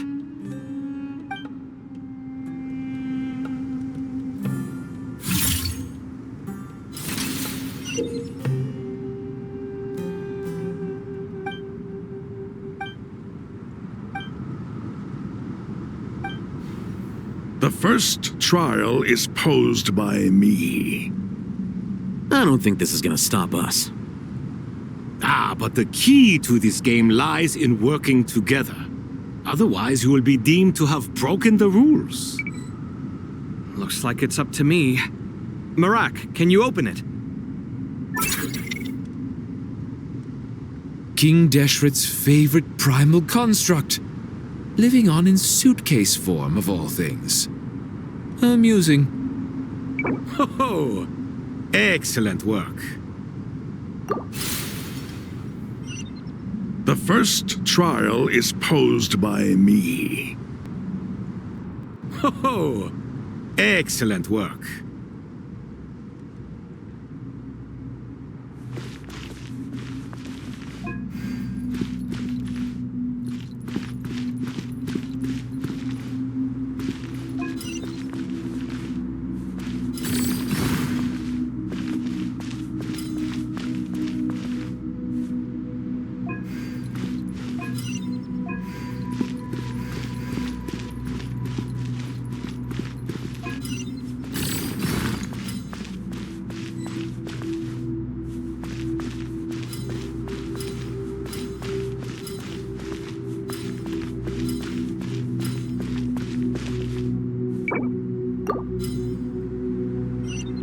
The first trial is posed by me.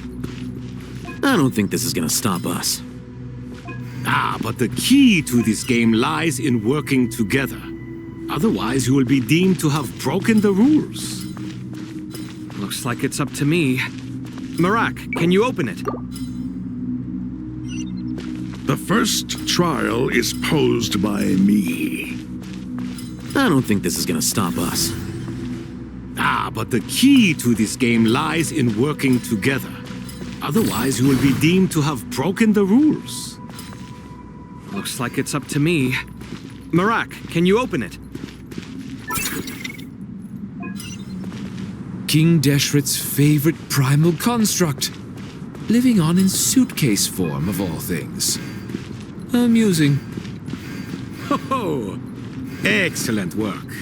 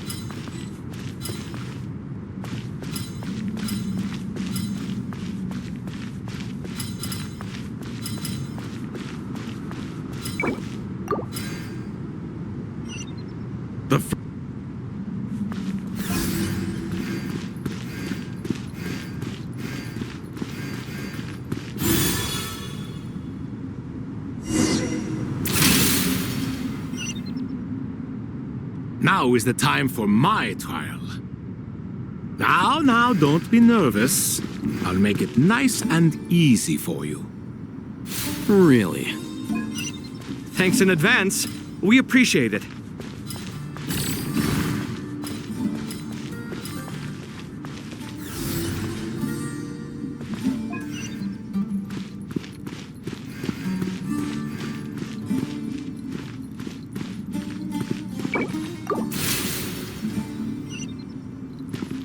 Now is the time for my trial. Now, don't be nervous. I'll make it nice and easy for you. Really? Thanks in advance. We appreciate it.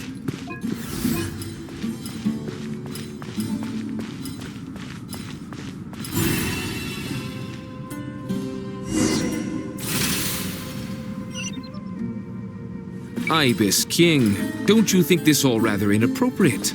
You may as well be handing them victory on a silver platter. Do not expect me to follow your lead. Ha! Suit yourself.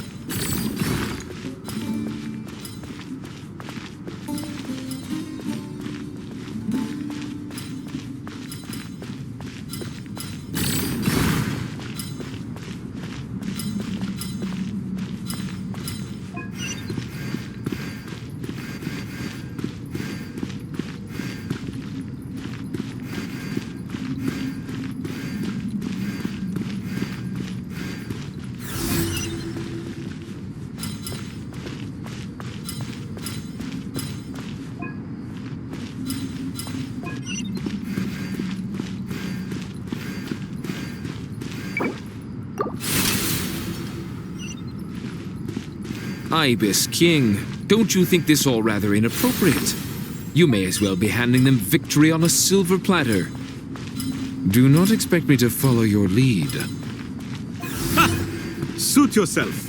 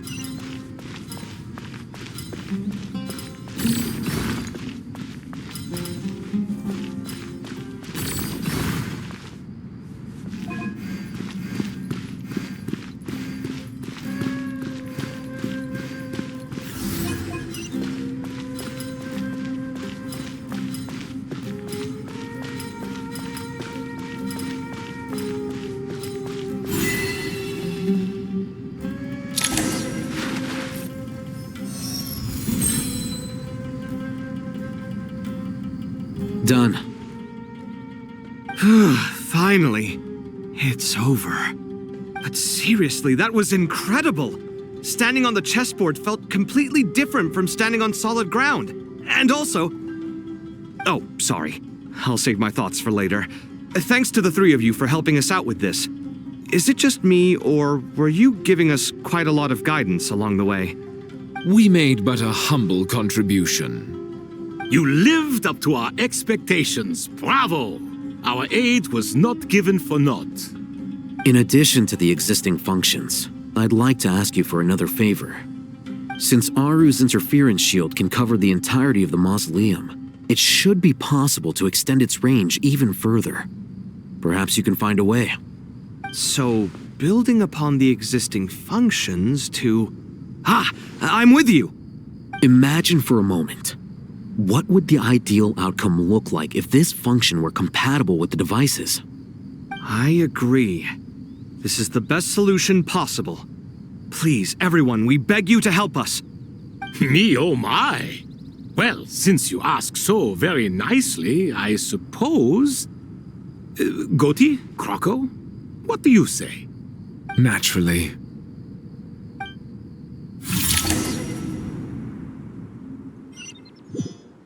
Time to go! Let's go find Nahida!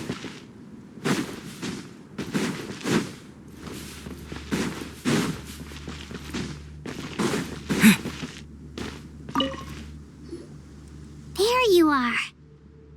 Miss Nicole truly is an angel. She shows great wisdom in guiding others, and she has already sent word to Natlan on our behalf. She said that while the other members of the Hexen Circle are busy with important work, she is quite free, and she is more than willing to accompany the people of Sumeru for the entire journey. Oh, yes, Nicole, all right. Always super patient and loves to help everyone out.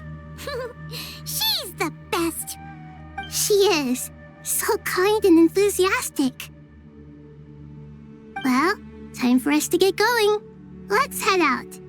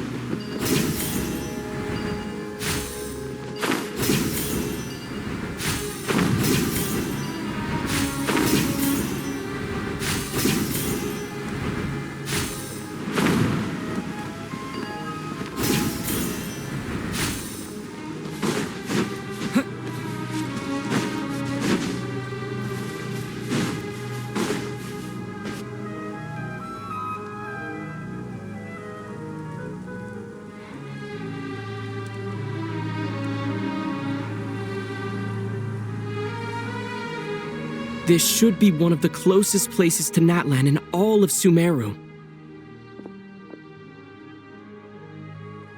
There's the barrier Nicole and Nefer mentioned. It completely cuts this nation off from the others. But why? Why separate you from the rest of the world now, specifically? And if I'm not mistaken, Irminsul was polluted once before, wasn't it?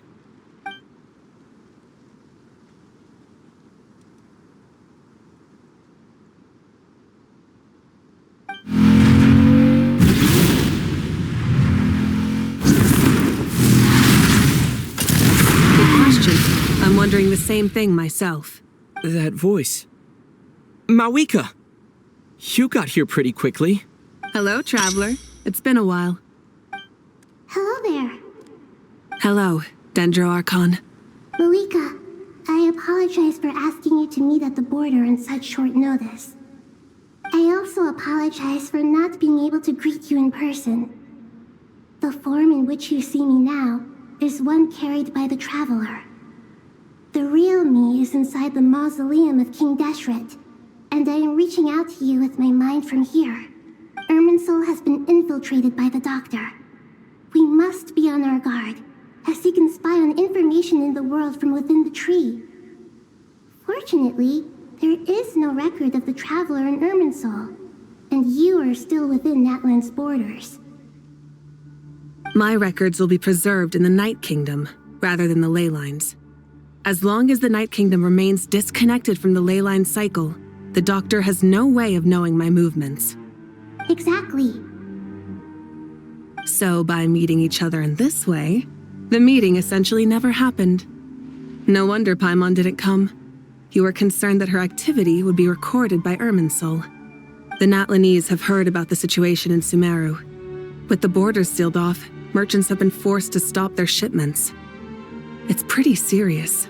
And you're the ones bearing the brunt of it. I'd like to address the question you raised at the beginning. I can offer a brief explanation, although it will sound rather cruel. I don't reach this conclusion gladly, but Irminsul predates the heavenly principles. it existed long ago, when the dragons of Natlan were at the height of their power.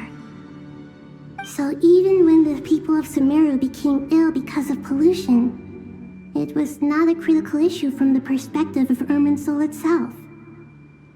As long as it continues to function normally, the barrier will not be activated. But this time, the Doctor's invasion has directly affected the tree. That is what caused the barrier to deploy. The Heavenly Principles established a rule that when Irminsul is plunged into grave danger, a portion of power will be reserved to isolate Sumeru. That way, even if Sumeru is destroyed, the outside world at least has some time to catch its breath. We'd certainly need it. The Heavenly Principles created almost everything that exists in Teyvat today. To them, preserving the existence of the world and its inhabitants takes priority over protecting Sumeru. Meaning, protecting Sumeru now falls to you. Yes. My own power may be limited, especially compared to yours. But that doesn't mean that we're just gonna sit around and wait for the end. If necessary, I will utilize any and every means at my disposal. Nicole of the Hexen Circle didn't say exactly what this meeting was about, but after hearing everything you've said so far, I think I can guess where this is going. That's right. Nahida and I discussed it at length. We both know how presumptuous this is. You need the Pyronosis, don't you? Yes, you guessed correctly. Originally, I only intended to borrow it, but the situation is far graver than I foresaw. So instead, what I ask of you is to please give the Pyronosis to Sumeru. Why do you sound so nervous? There's no need to be shy. Surely a gnosis is pretty important to a god. I guess, but it's not as if losing it would suddenly render us powerless. But I'm sure you don't need me to tell you that. With all the nations you've traveled to, and all the gods you've met, you must have realized that by now. As far as I'm concerned, a gnosis is basically an elemental energy enhancer. But I don't usually use it. You know me. I like to think I'm pretty strong without it. Yeah, not about to dispute that. So you see, you don't need to sweat it. Here, take the Pyronosis. Huh? Just like that? Uh-huh, just like that. To tell the truth, I've always toyed with the idea of giving it to someone who needs it more than I do. I know you accompanied Nahida here to try and increase the chance of success. It's a good thing you did, because your involvement is one of the main reasons you've managed to persuade me. Are you sure about this? Handing over your gnosis just because of me? I won't try to quantify it, but trust me. Handing over the gnosis to Tumaini is far from the craziest idea I could think of. Besides, even if you hadn't come here personally, I think I still would have agreed to Nahida's request. Irminsul doesn't just affect Sumeru. It impacts all of Teyvat. I know all too well how difficult it can be to protect the things you care about. So logically, morally, or however you want to cut it, helping you is the right thing to do. You don't need to tell me the specifics of your plan. Where the gnosis is involved, the tighter the secrecy, the higher your chances of success. Malika, my heartfelt thanks go to you and the people of Natlan. Don't mention it. But now for the hard part. How do I actually give it to you? The Irminsul barrier is right in the way. I have an idea.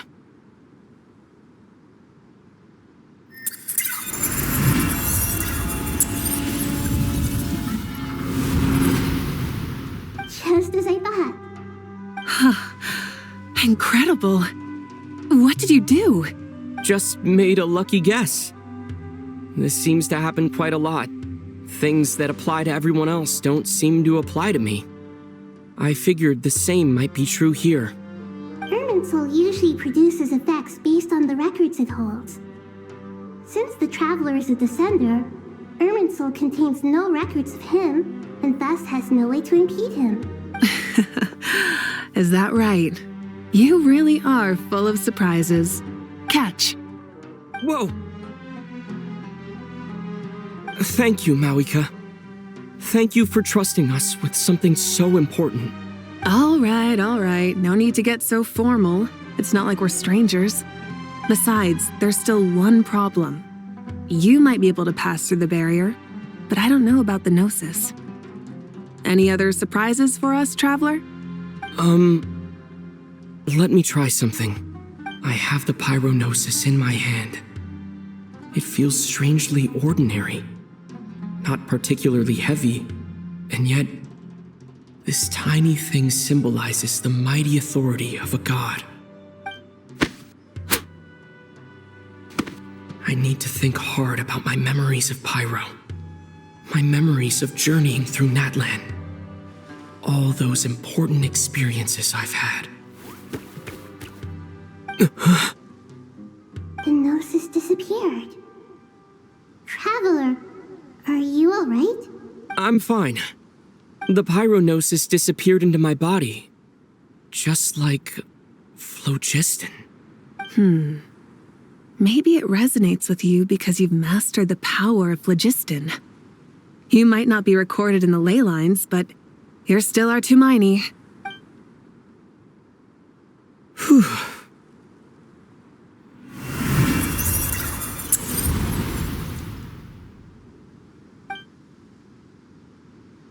Please allow me to express my gratitude once again, Mawika. Pleasure. Well, I've given you all the help I can. The rest is up to you. Good luck. We won't let you down. Yeah, we aren't about to lose.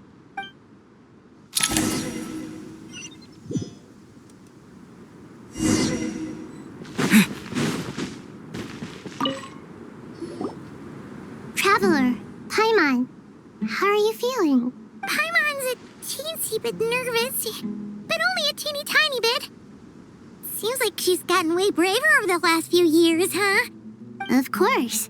After all the adventures you've had with the Traveler, I'm sure you've gained a lot of experience and grown as a person. I'm doing all right. What about you, Nahida? How are you holding up?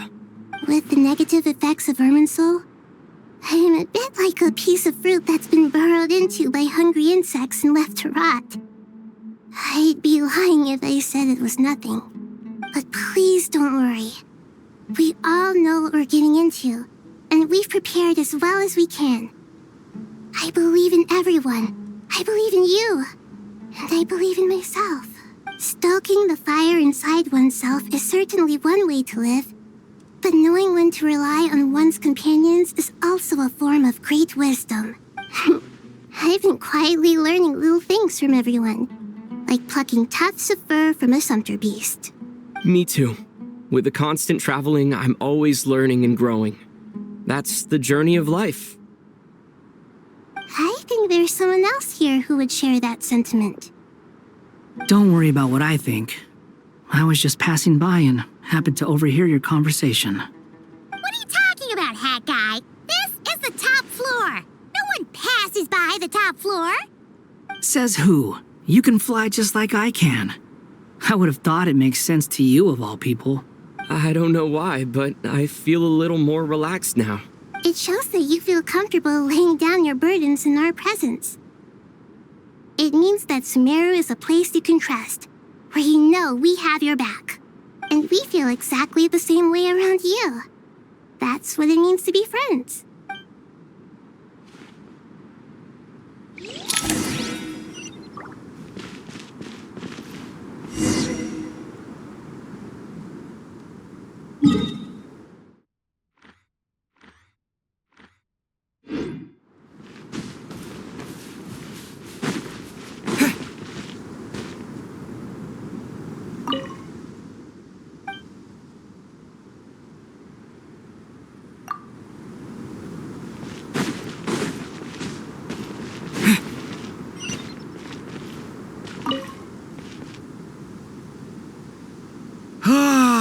It's finally done. Ugh, but I have a nagging feeling that there's something I've forgotten. Oh, there you are. Everything wrapped up on your end?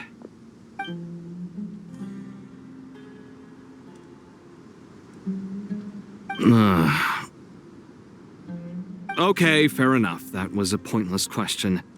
We were working in tandem, after all. You must really be exhausted. Well, it's been a busy day for both of us. When work ends, you clock out. No looking back. Yeah, we're definitely due a break.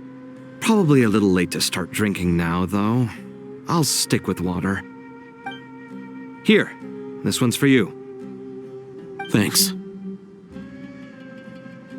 You want a bite to eat? I can grab us something. Or wait, I think there's a stove nearby. Let me take a look. Are you nervous? A little, yeah.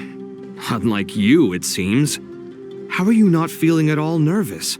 Because everything that happens next is beyond my individual control.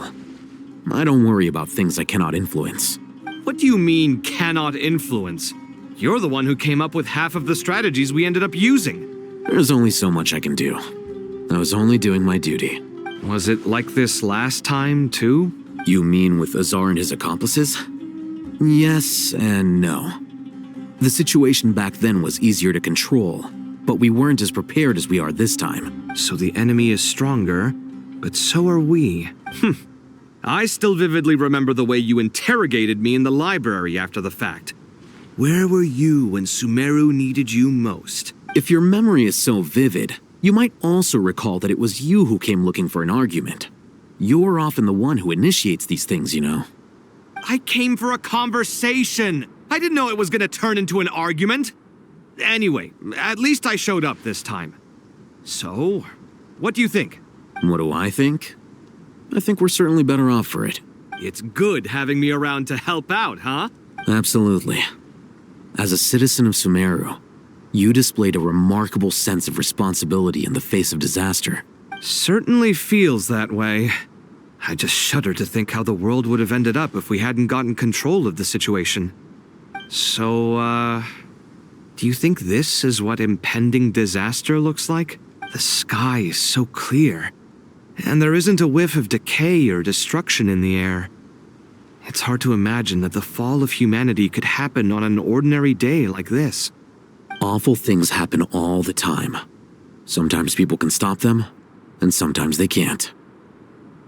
What you and I have done is increase our chances of stopping this one. Lofty ideals may provide no defense at all against nihilism, but perhaps little decisions can. Oh, nothing. It's nothing. I hope everything works out tomorrow. It will.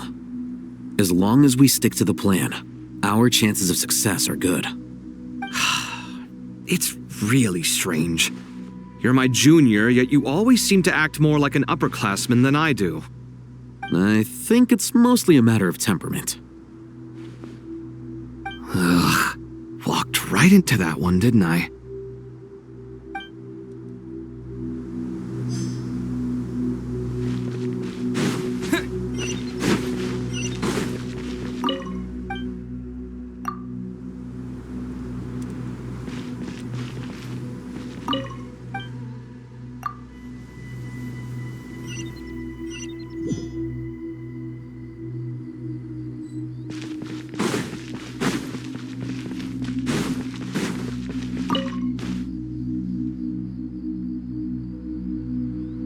We'll make our move after sunrise tomorrow. Good.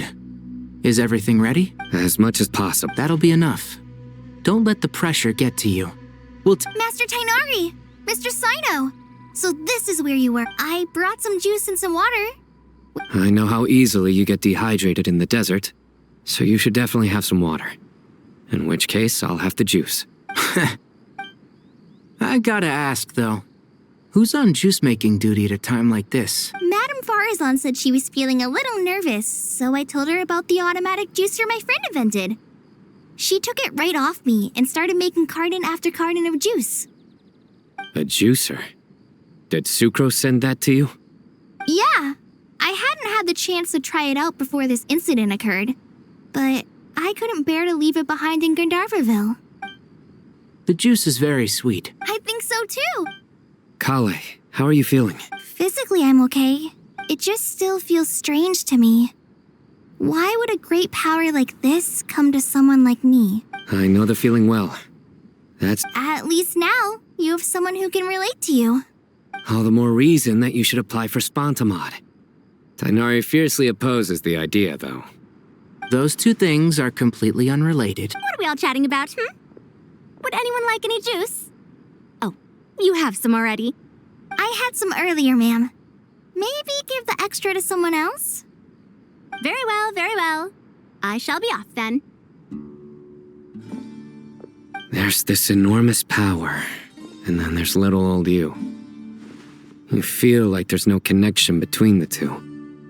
And that sense of dissonance is difficult to get used to. Yeah. But after all this time, I can't believe this stuff still gets to me sometimes. Makes me feel a little childish. Kale, just because we normally keep the conversation light doesn't mean we can't discuss deeper issues. I don't think it's childish at all. You were the victim of a terrible crime. It's normal to struggle with the fallout from it.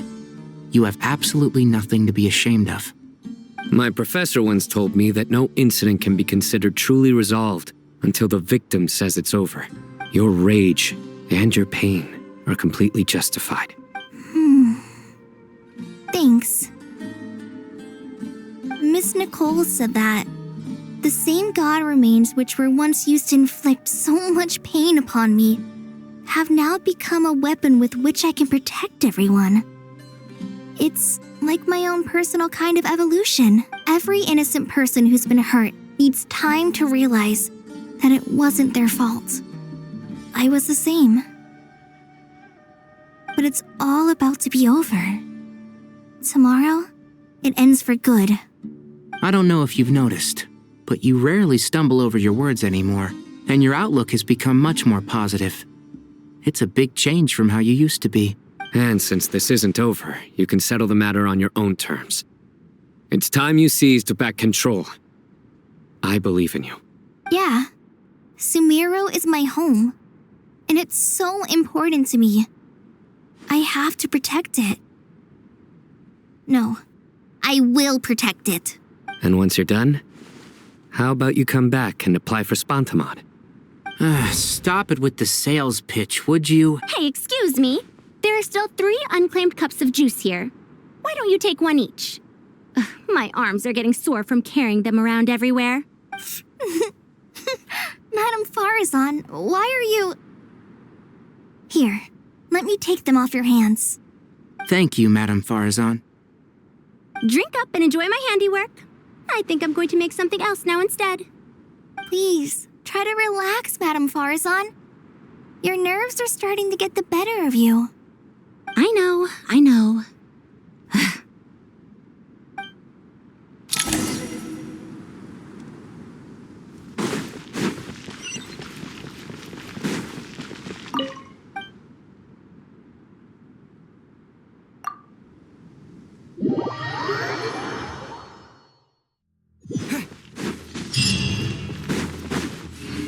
Time to go! Let's meet the others at the mausoleum of King Deshret.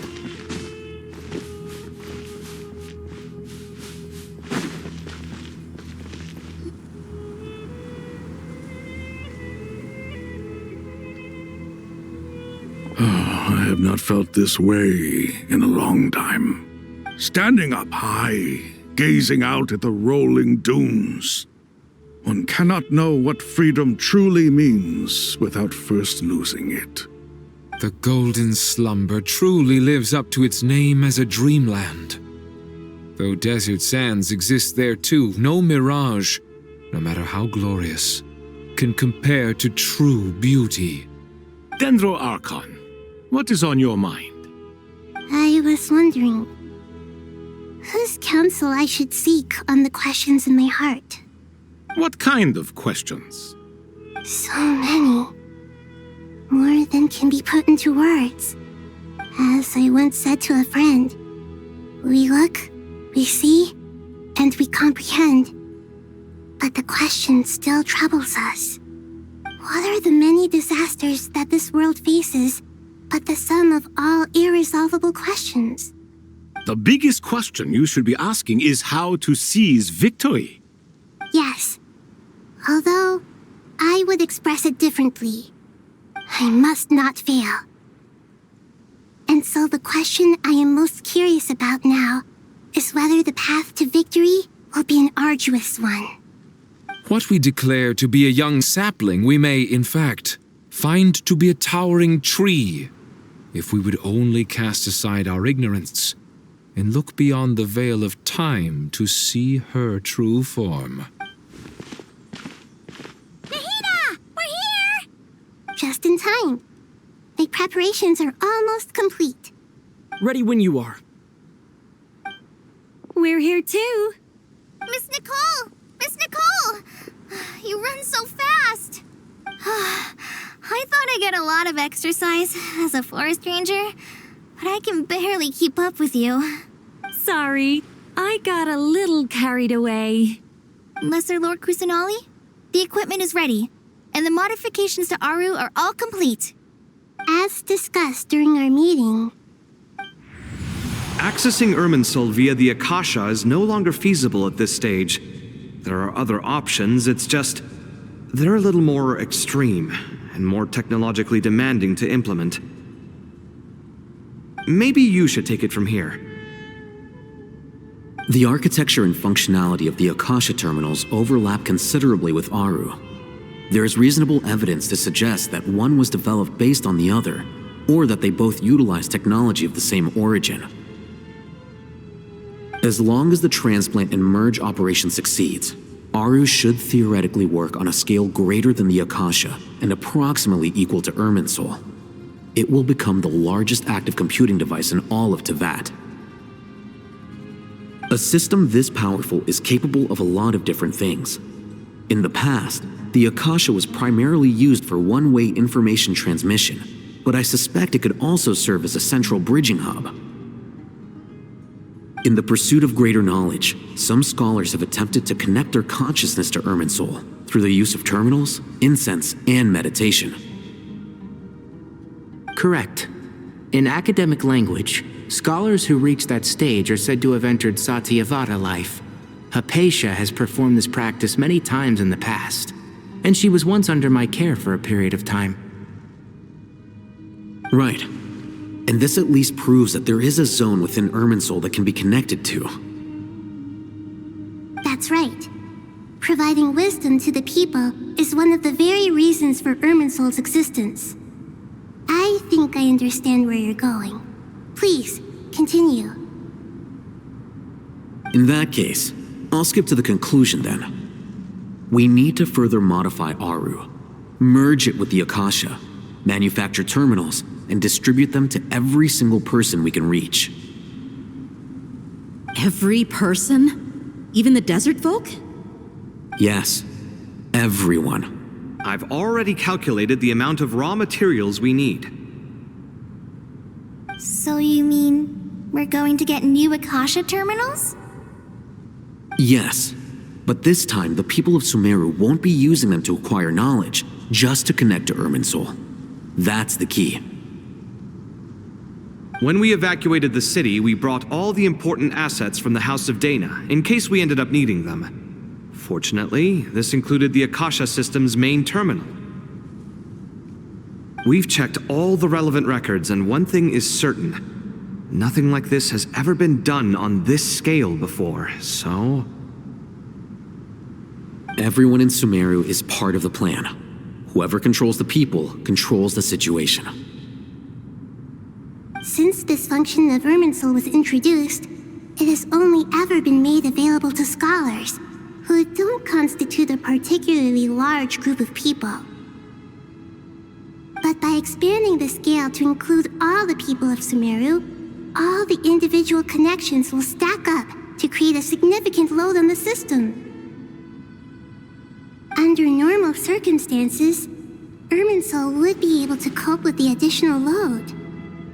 But with it already being under strain from other activities, its remaining capacity is limited. Thus, It might be possible to shut it down completely by overloading it.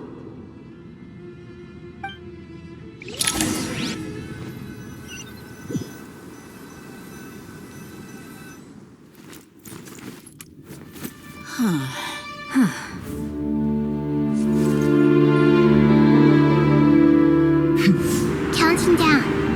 3, 2, 1. Are you ready? Ready.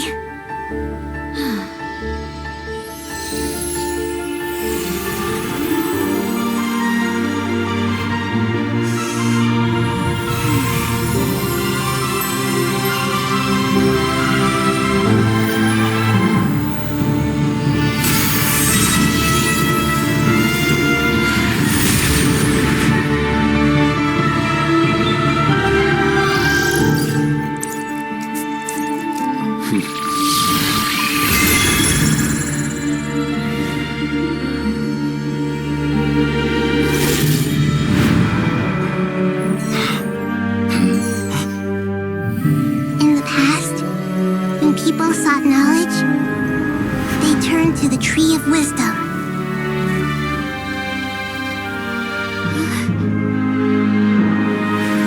Today, we use it to save Sumeru and the whole world. These boughs that nurtured learning must not become tools for destroying the world.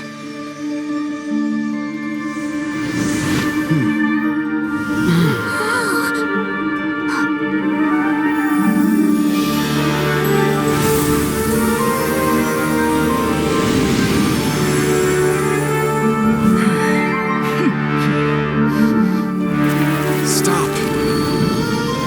Please stop. End this transformation.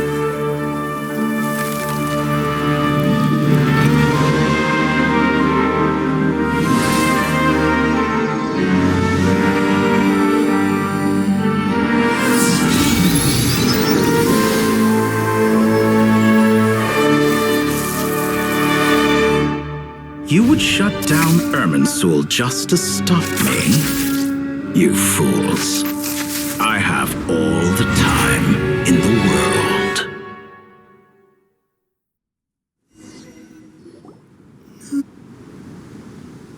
Success! The evil Irminsul tree has stopped growing! Great!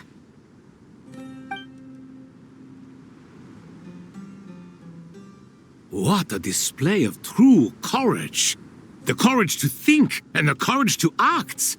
I never thought I would witness the shutdown of Irminsul with my own eyes. Perhaps this is human wisdom in action? Indeed, only humans could do such a thing. Gods are few and far between. What was once created for spreading knowledge is now used for another purpose. A rather ingenious plan. I am grateful to you three for your help. Only thanks to you were we able to extend Aru's interference capabilities to cover all terminals. Now, nobody who wears a terminal will have their activity accurately tracked by Irminsul. No matter how many eyes Dottore possesses, he will not be able to see us clearly. Now for the next step. I will need the help of your supreme powers once again. How might we be of service, Lord of Dendro? I need to reach the Eternal Oasis immediately. Right now? In that case, Ibis King, would you agree that this is a fine opportunity to dust off our old tricks? Never. I assume you have that chess set with you? You mean the one you gave to me as a gift? Asking for it back, are you? How could I? You misjudge me. I just wanted to show you another way you can use it. Connect to Safei Shatranj.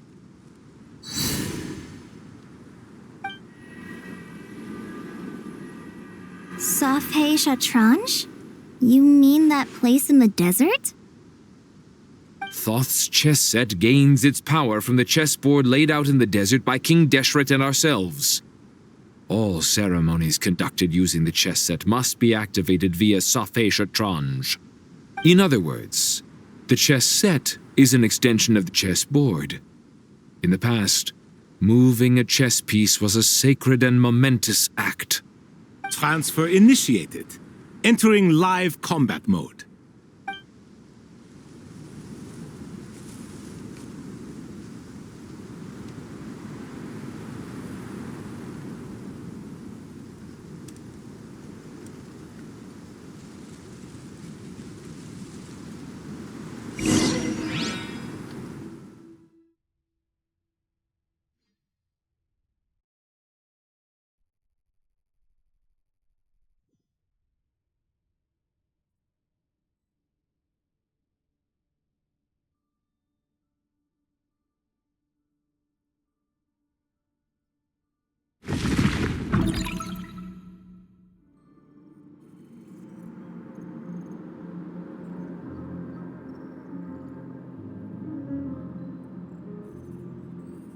We haven't heard a single word from our spy in the desert.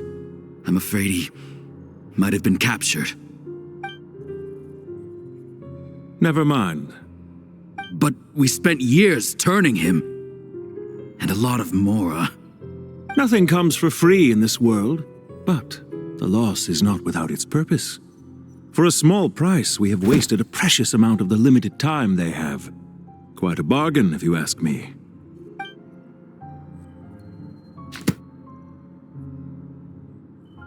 Understood. Weighing profit against loss is a necessary part of life. But to tell the truth, I have been operating at a loss since this all began. Since many centuries ago, in fact. For instance, why would a banker act as the executor of a will? If you hadn't deposited your personal belongings at Northland Bank, I would have no reason to be here right now.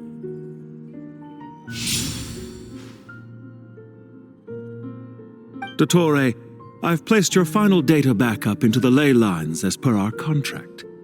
I trust we are now square for the safe deposit fees you paid. Is it not a little petty to split hairs like this, given our amicable relationship? I consider sound bookkeeping a matter of principle. Do not forget that you only live to see this day thanks to me. In fact, every day of your life since you met me, you've been living on borrowed time. Why, that's hardly a fair assessment. I will concede that my survival was perhaps at your whim, but I became a harbinger on my own merits. Managing money is not like other professions. Mine is not a role I could have acquired based on your recommendation alone, and certainly not one I could have lasted so long in without genuine ability. The information stored in the ley lines is quite comprehensive. Rest assured, I have not forgotten how strong your pride is. Well, I presume you have no sense of fragmentation while talking with me. How could anything possibly go wrong with such strict measures in place? The remainder of your soul was split in two, with one half sent to Nodcry and the other stored in the most secure vault of the Northland Bank. Though I must say, your disdain for the other segments is quite amusing. Zandik is you, and you are Zandik. Zandik created the segments, yet you, a segment yourself, reject him.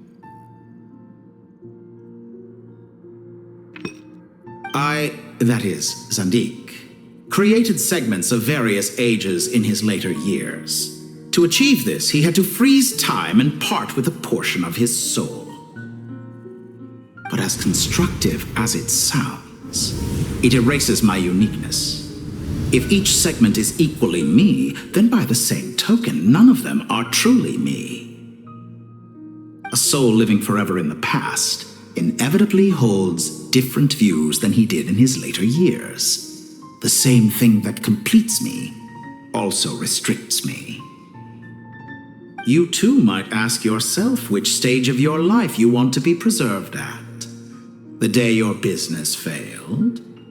Or the day you were framed by a gang and sold off to a medical lab as a test subject? We needn't dredge up the past. This undesirable plan was eventually scrapped. Lesser Lord Kusanali was quite right. I needed an opportunity to eliminate myself. And after that, I concluded that there was no more effective plan than directly splitting the soul. Once the soul is transferred out, you will find that creating a physical body is far simpler than creating a puppet. The other half of your soul suffered a crushing defeat in Nodcry, you know. And yet in the process, I obtained the information I always wanted, did I not? Because now we finally know where the best testing ground truly lies. I once thought your ultimate goal was to ascend to godhood. But as it turns out, that was merely one of your experiments. Experiments take many forms. Most people are too eager for success, too fixated on the end goal. They forget that the experimental process itself is just as important. A suspiciously vacant seat, a new face. I trust you can put two and two together. The reason it doesn't exist is because someone tampered with the record. What can I say? After all your efforts, you really did uncover the world's secrets. So, is the new world you promised a lie? No, it never was. I am glad to be able to control Irmin's soul from within.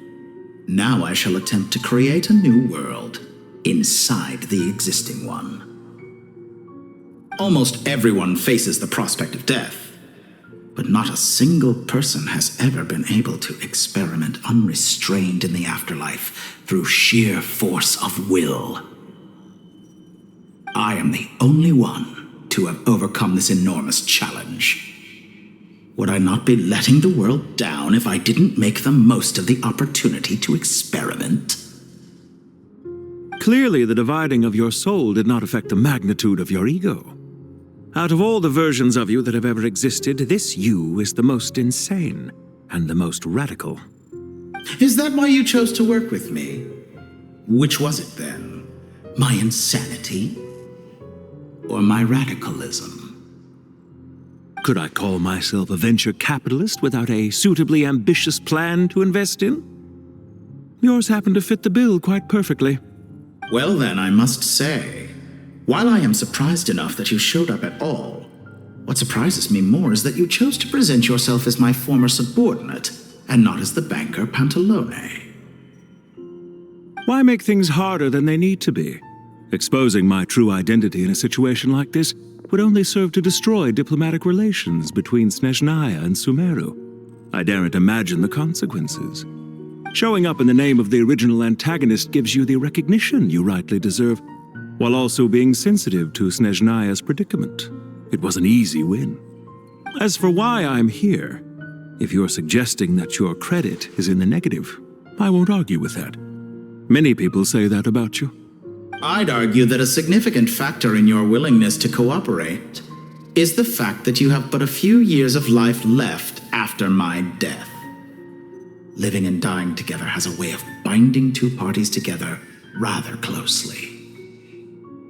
Is it not true that a relationship should be judged by both the positive and negative returns it yields? So some of what I said actually made it into your head after all. It's true that I hope you don't die too soon, but don't you find that a strange thing for me to say? After all, you've already had quite a long life, especially for a human being. Let's not pretend that you're any more innocent than I am. Are we not the same in this regard? We both despise the existing laws of this world, and neither of us enjoy being under anyone else's control. Is it really so greedy to want the world to operate by a new set of rules? Of course not, my dear friend. And as I've said before, mutual interest is the foundation for the most reliable of relationships. You can attest to that. I just hope there never comes a day when I have to work too hard to prove that. Regreater, sir. People have been spotted approaching Sumeru City. How strange. Despite your access to Irminsol's data, it appears the soldiers noticed before you did. They must have found a workaround. Well, Dottore, I trust you know what this means. The fact is... They're coming. They'll breach the city gates any moment now. But even so, I would say Irminsol is a wonderfully convenient thing on the whole. If you do manage to create a new world, perhaps you could plant one outside my office, too. I'll consider it. What do you need me to do? Stall them? The experiment will take time. Stall them for as long as possible. Very well. But you're really asking for the moon here. Have you heard this story? There was once a guilty man, kneeling in the center of a church while an angry mob outside waited to bring him to justice. He pleaded with the gods, begging them to grant him one final request, the chance to finish confessing his sins before he was sentenced. Many suns and moons passed, seasons changed, and still his confession continued, as if he intended to speak until the end of time. Are you suggesting I worship you as a god? Or were you hoping that I might confess my sins to you? Certainly not the latter. That would make my life miserable indeed.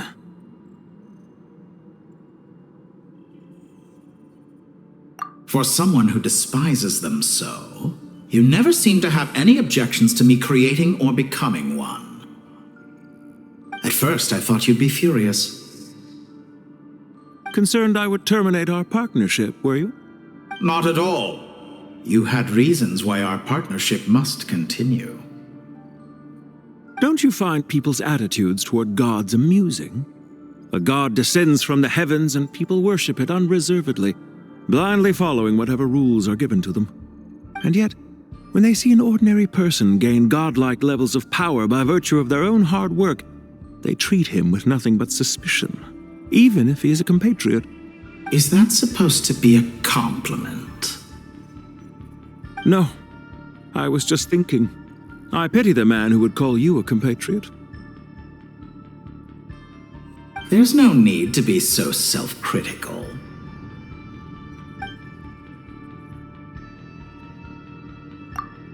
Isn't it a little too early to be saying goodbye?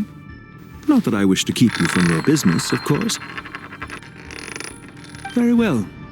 Let's leave the conversation there for now.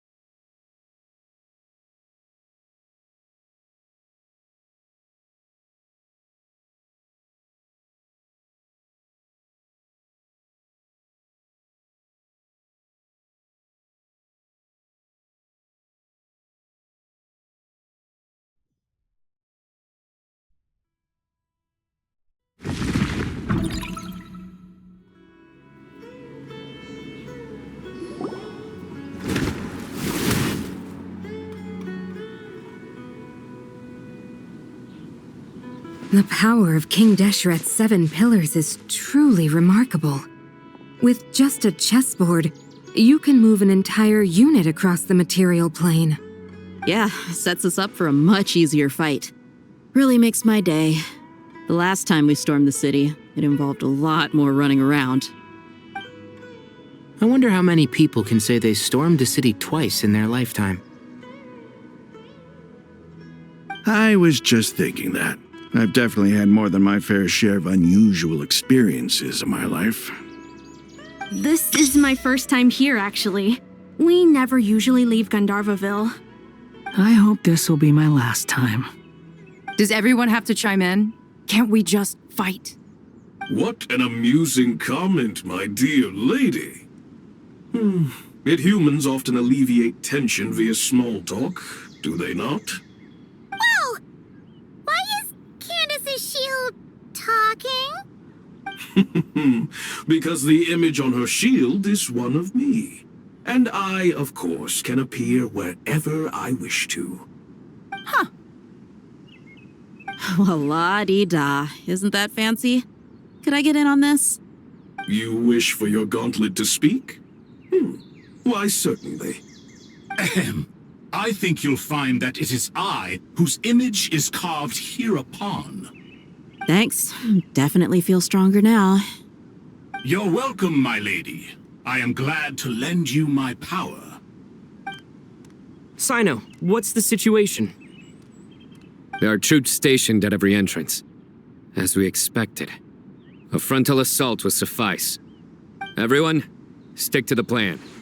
We'll take the main entrance. You head for the House of Dana's side door. Move out.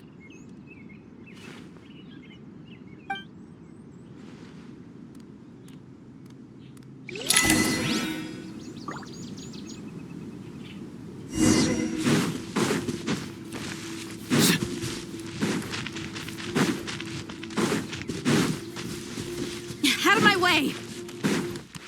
Take this! Watch out! Get lost! Thank you, Jed. You gotta be more careful. If you're not ready to put your life on the line, you can't be certain of defeating your opponent. She's right. Keep your wits about you, Rana. Pay your dues. Do your work! Let's get it on! Gloves off! Nowhere to run! Ha! Ah! Surrender! Pin them down! Ha! Huh. Look alive! Wait! Cha! Ha! Huh.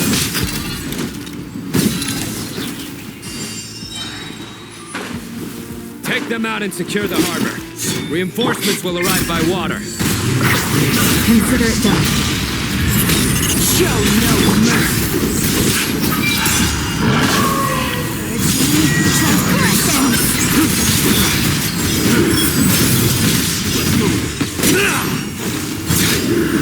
This body belongs. Stay condemned! Wait! Buckle up! This was well done.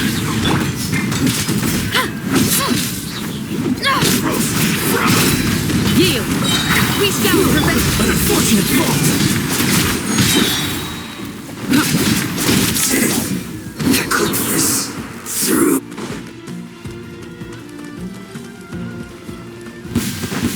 Looks like Pay your we're in dues. a tough fight.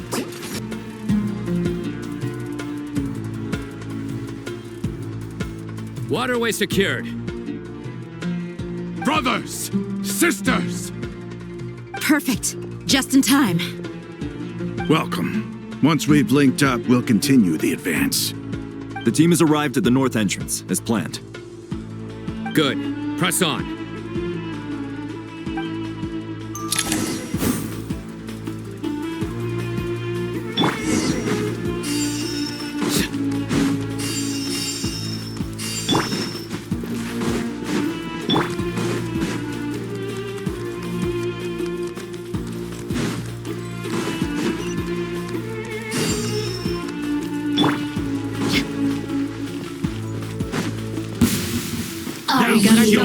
Here to play with me. Let me amuse myself a little. You asked for it. Blink!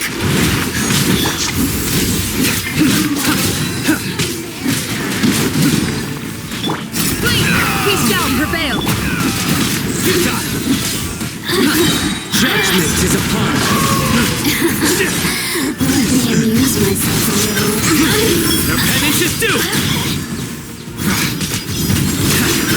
Stay condemned! Waste of time. Your skull! Yield. Look alive. Hi. Time for the big one! Hear my prayer. There's nowhere to hide. Couldn't! Surrender! Your sins weigh upon your soul. take too long.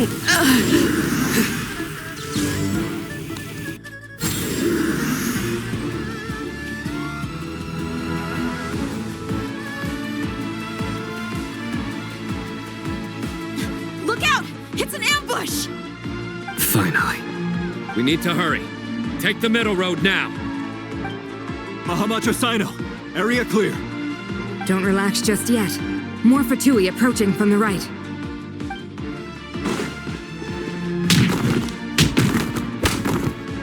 Irminsul cannot track our movements. If necessary, we could split up. Don't worry. We'll wipe them all out. As you can see, our people came raring to go. Good, good. How are things with the Traveler? Can Tainari keep him safe? Don't underestimate Tainari just because he's a forest watcher. He can handle it. All right. You know that's not what I meant.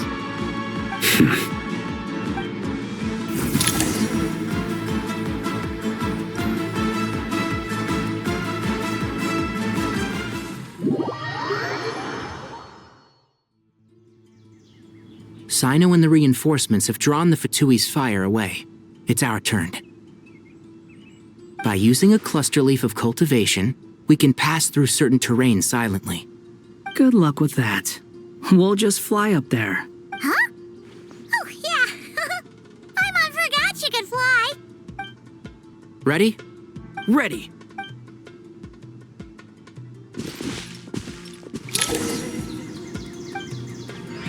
And trap!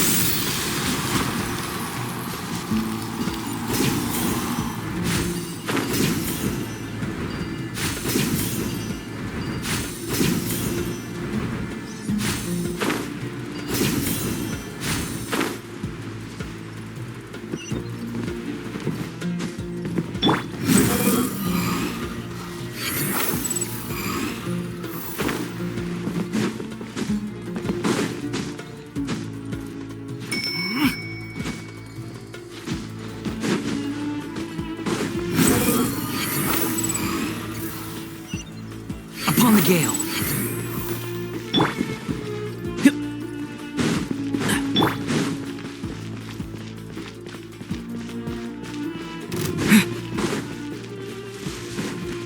Toned in flame! My everlasting behold! Time!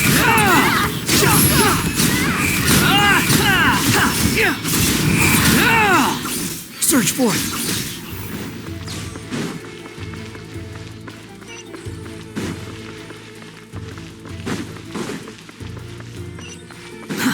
Too slow. Quit following me. The wind rises.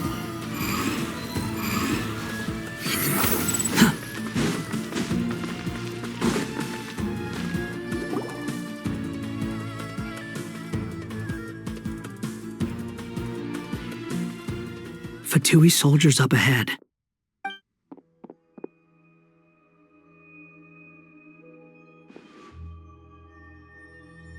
Careful. Prepare for battle. Hey! There's people over there. You have some nerve showing your faces here in the center of Sumeru City.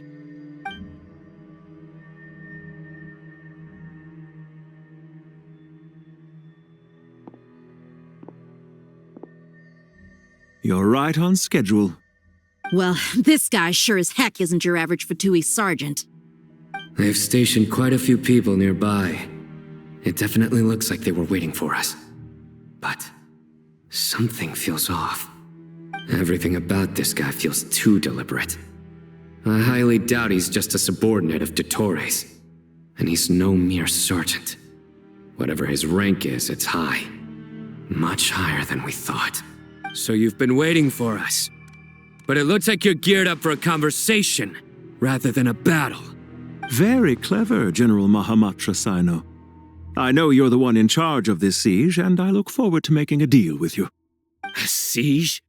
Sumeru City belongs to us! Historically, yes. But things can always change. We have quite a sizable force with us, you know. For instance... There's a Fatui ambush at the north gate. Can you handle him? We can for now.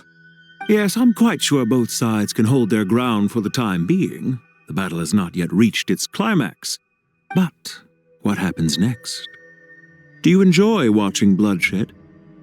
Surely some of those here are people you count as friends. Once a war begins, some people must die. I doubt you wish that fate upon anyone you know. Wait a second. It's a trick. He's not even there. Silence! He disappeared. What was that? A ghost? Curses! He was never there to begin with. That was just a shadow projected there to lure us in. Enough talk. Attack! I apologize for being unable to accompany you at this crucial moment, but I am compelled to leave for reasons beyond my control. Please excuse me. Sumeru's General Mahamatra is quite ruthless. It's a good thing I wasn't there in person. Your illusion held them up for a time just fine. But now that they have seen through it, they will realize you were just a decoy. Decoy or not, what matters now is that they will be heading your way imminently. Not imminently. They are already here.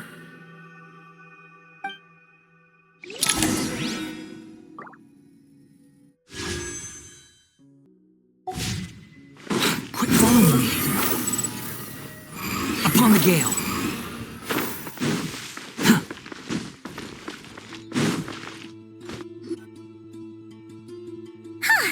We made it! This is far enough. Tainari, you go help Sino. Don't worry about us. We'll manage from here. Are you sure you don't need me to stand guard? No need. Once the connection is established, we'll disappear from the sanctuary of Surasthana. Go help the others. All right. Goodbye for now, then. Please tread carefully.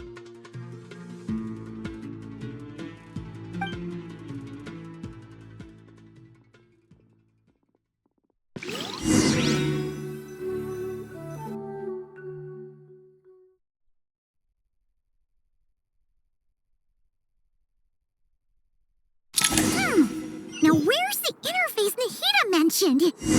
Come on, where's it hiding? Found it. It's over here.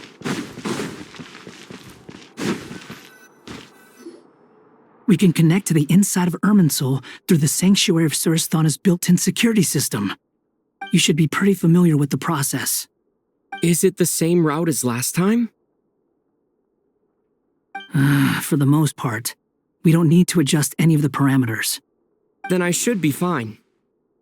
And Paimon? Once you're both ready, we'll set off. Wait! The stakes are way higher this time, right? Maybe Paimon should stay outside and help the others. Then, you can focus on the fight without having to worry about Paimon. Huh? Why are you staring at me like that? It's nothing. I just suddenly realized how much you've grown. Hey, you've grown quite a lot yourself. Don't you two start getting into it again. Well, anyway, Paimon thinks she's pretty knowledgeable. Who's the best guide in Tavatigan? And don't forget, Paimon's a college student now. If we say Alhatham's not a weirdo, it's hard to explain how he came up with the idea of you applying to the academia. But for all that he counts, you're doing surprisingly well in your studies. She just goes to show how important it is to have someone supporting you. And Paimon's not the only one. Let's not forget that you only became a student because of Nahida's personal recommendation. That's fair. I have learned a lot in Sumeru. Oh yeah. Did you ever come up with that ugly nickname you promised me? What? No way! We're friends now! Paimon gave up on giving you one ages ago. Anyway, isn't Hat Guy enough of a nickname for you? Fine. Suit yourself. We need to go. Paimon, if you're staying, look after yourself. Will do. Paimon's gonna link up with Tainari and Sino. You guys are the ones who need to be careful. We will be. Bye for now.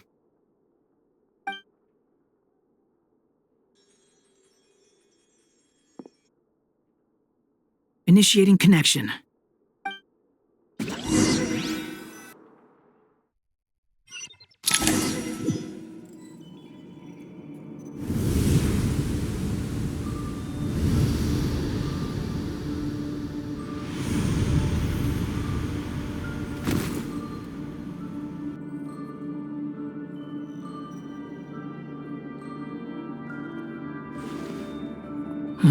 Well, here we are again.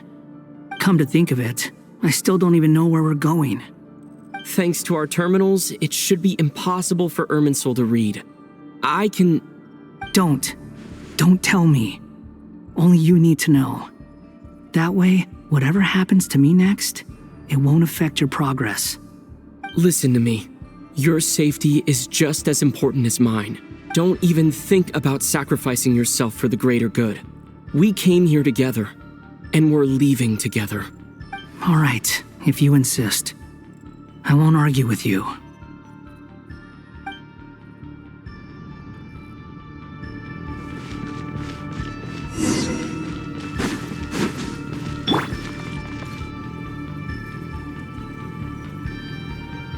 This place looks so different from how I remember. It's unrecognizable. It's a complete mess. Like someone's turned the place upside down. Must be Dottore doing. Either he's searching for some information he needs, or... It's still changing. He has to know we've entered Irminsul. But luckily for us, he can't pinpoint our location. Be on your guard. Don't let him find us. The red parts have probably been corrupted by Dottore's power. Don't touch them, or you might alert him.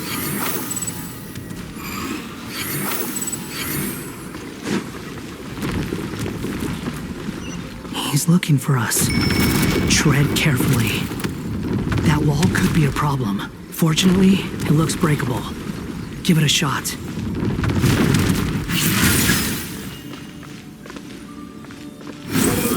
Search for it.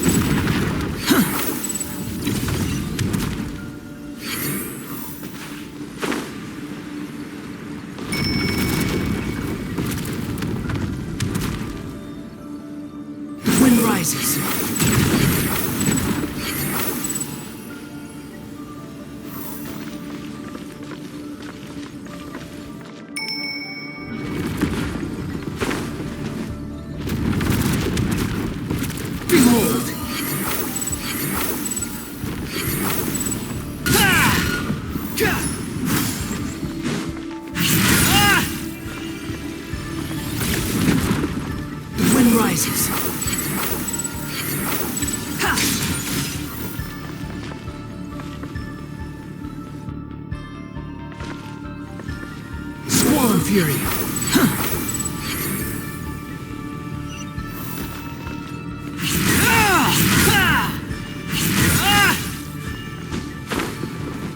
The wind rises.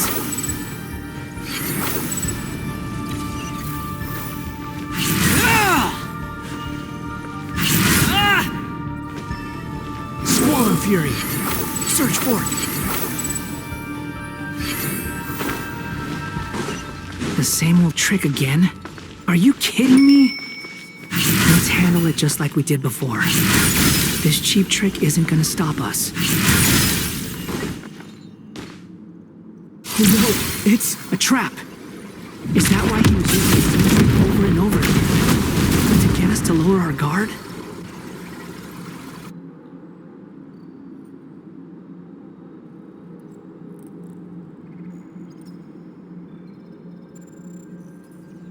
I'm trapped!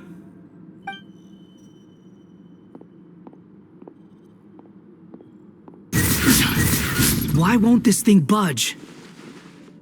Hello? Hello? Can you hear me? Nicole, is that you? Yes, it's me.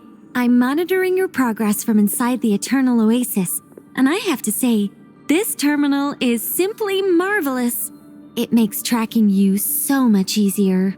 I couldn't see anything at first, but now that you two are inside, I can use your location with support from the terminals to get a partial view of the situation inside Irminsul. It's not the clearest image, but it's better than not being able to help at all. So, here I am.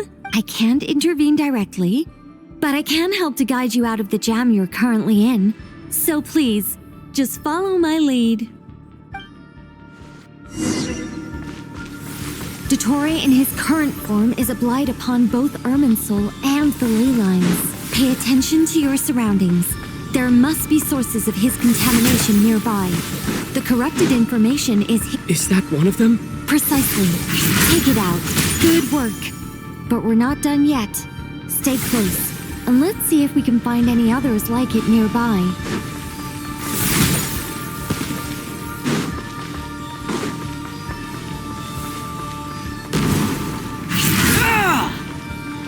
Quit following me.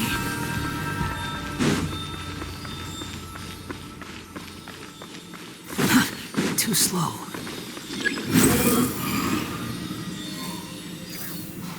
This must be another one. Agreed. Now... Wait! Watch out! It's Dottore. I think he's found us.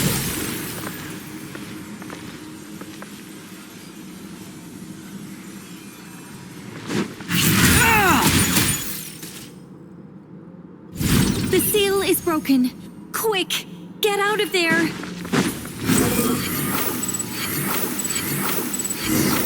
And where exactly do you think you can run to? What is that? Pursuers! That's gotta be it! Run! Don't let that thing touch you! Dodge that attack!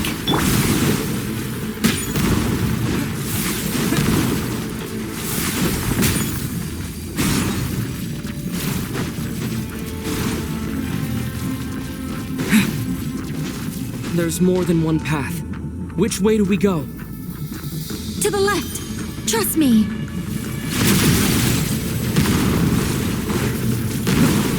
Fleeing like vermin. What a pathetic sight. Hey! Watch yourselves! Stay focused! There's a cliff ahead. Jump!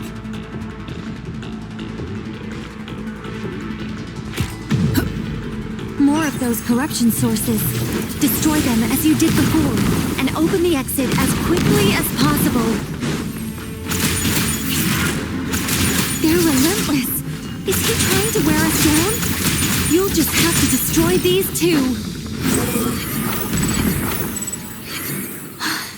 I think the pursuit is over. Hard to say.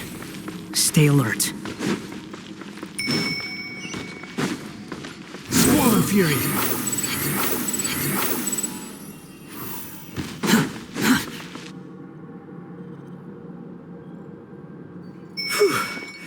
I think we've made it to relative safety. Goodness, that was tough. You doing okay? I'll be fine. Don't worry. Take a short rest, and then... Nicole? Nicole! The connection's been cut. But that means... Look at you supporting one another. How very touching.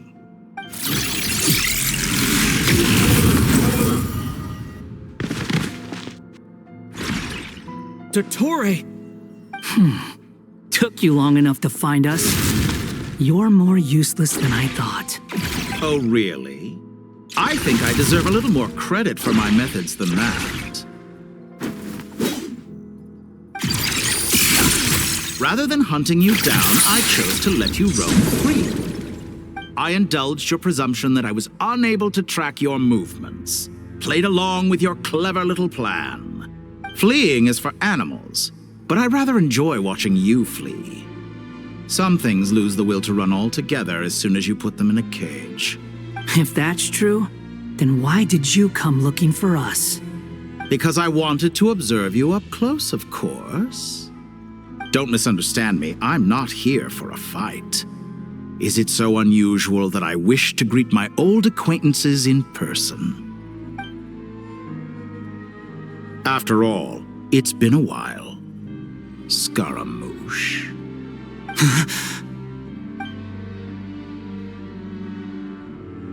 Why are you so afraid? I have done nothing unprecedented in discovering the truth.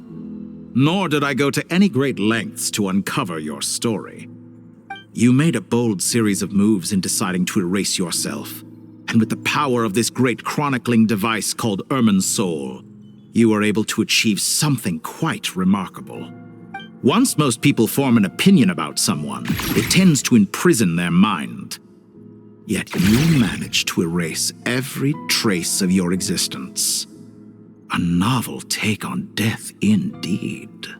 However, this meant that you stood out to me all the more when I saw you in Nodcry. I didn't even have to go looking for you. Just the sight of you was enough for me to intuit the truth. For someone in my position, connecting the dots was a trivial affair.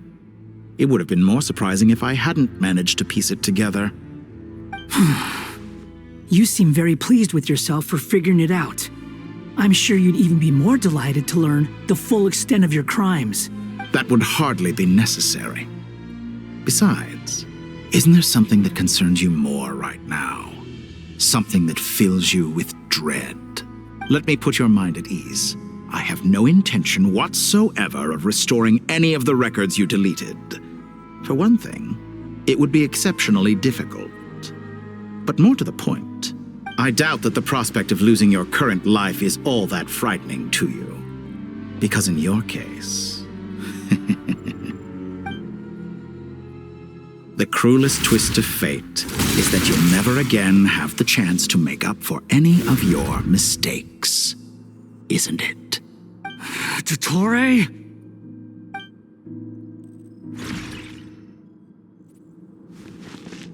All here shall bend to my will.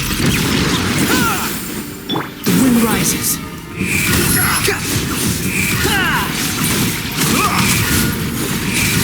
You're dead. Quit following me.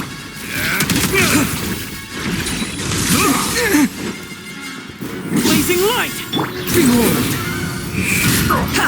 I'm afraid you'll need to do better than that to take me down. I expected you to have grown stronger. Ah, how foolish of me. I forgot that you lack any means to increase your power. You will pay for everything you've done! Oh, will I now?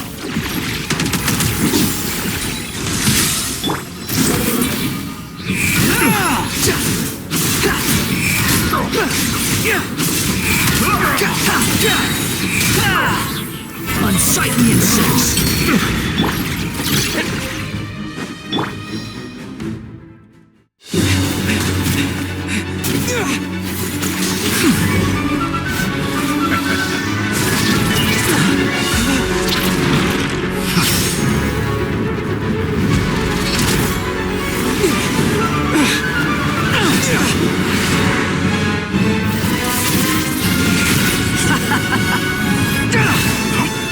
Does the prospect of death amuse you?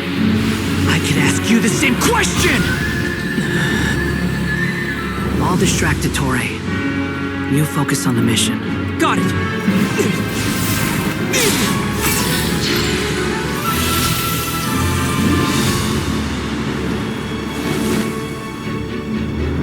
For the hopes and dreams of the masses. Open the secret door on this enchanting night. May wisdom's light eradicate ignorance and darkness, and hereby fulfill our ancient vow. Commence data extraction.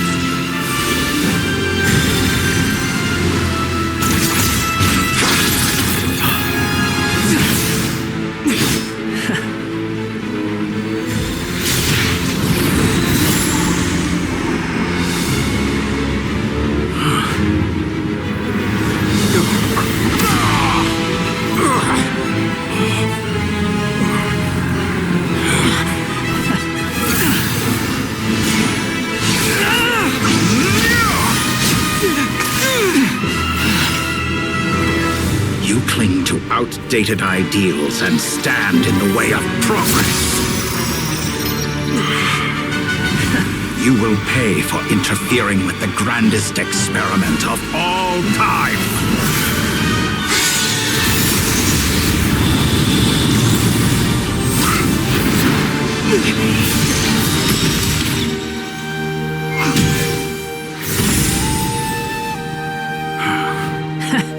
Good timing. Dottore, as clever as you are, you fail to understand wisdom. Wisdom takes many forms, but the path you have chosen eschews them all.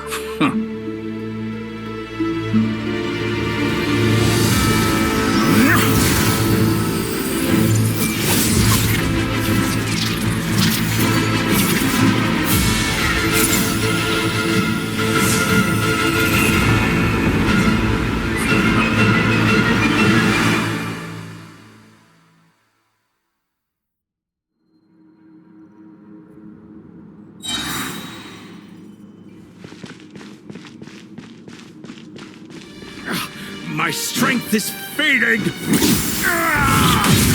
Since you are within Irminsul, it stands to reason that you will power your real conflict.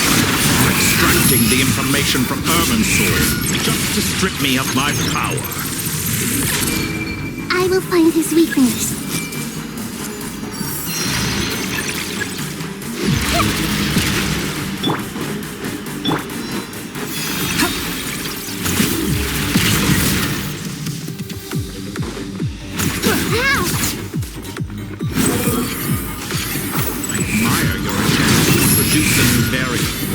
But it's nowhere near enough!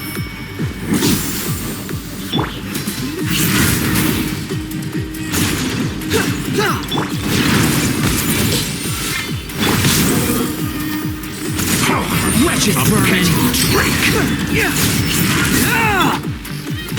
Behold!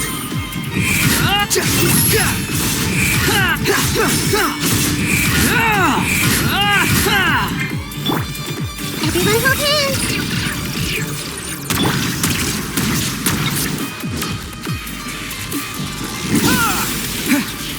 The wind rises. Burn all before you! Blade of the primal blade! Too slow. Too slow. You won't just crash! So close! Just hold on a little longer. I'll hold him up. Traveler, Hat Guy, the rest is up to you. We certainly have a knack for surprising each other, don't we? I'm just getting started.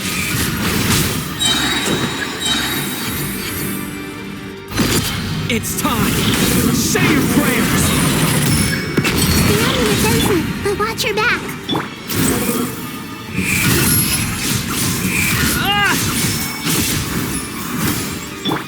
Honed in flame!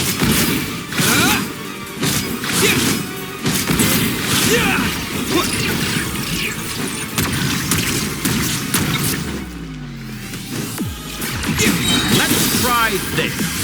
Muso no Hitotachi! It's time. Say your prayers.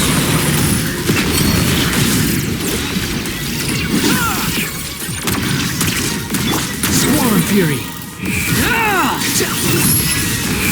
Burn all before you! Blade of the primal blade!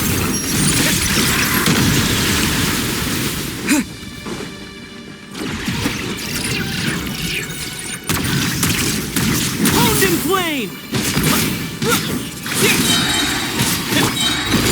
It's time. Say your prayers.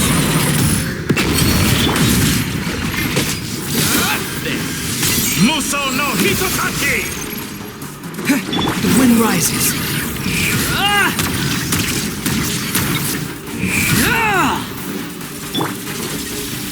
Time to ignite!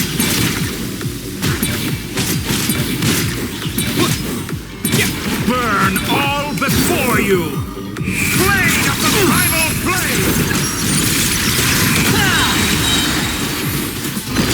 It's time. Say your prayers. Finally, time for you to die. Excited? Time for me to die? How could I approach this place if death were something I feared? The last gasp struggle of a dying man is a pretty pathetic sight. It's time! Say your prayers!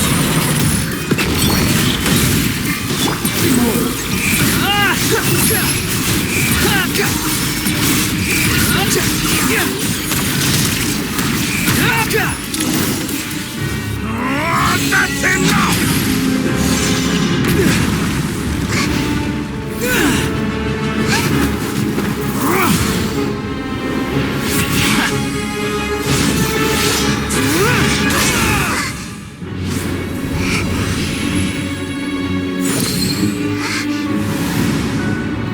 It's all yours. Do with it as you see fit.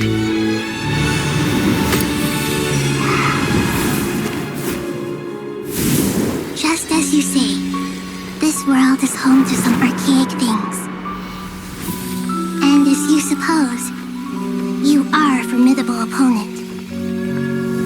You have long coveted the secrets of wisdom. So now, I will demonstrate true wisdom in action. I invoke my supreme authority as the keeper of Irminsul. Commend me or condemn me. But give your verdict now!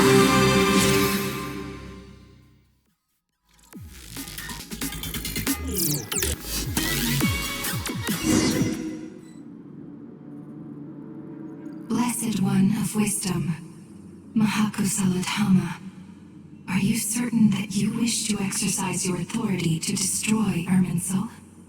It represents both your roots and your finest accomplishments. You truly intend to abandon the very thing you have always fought for? This is my decision. Irminsul has been corrupted beyond redemption. Irminsul is the original tree of Tevat.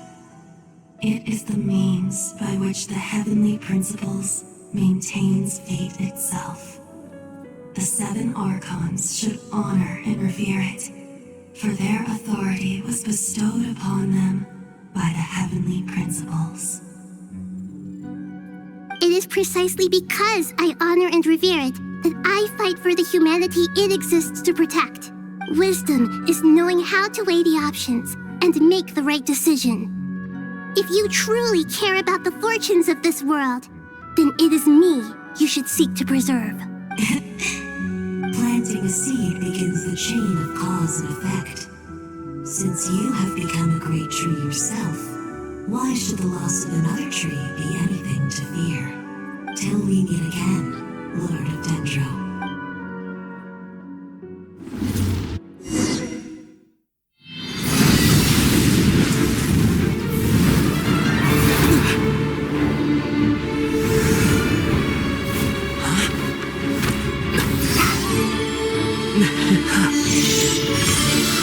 The first flame. The pure, cleansing fire.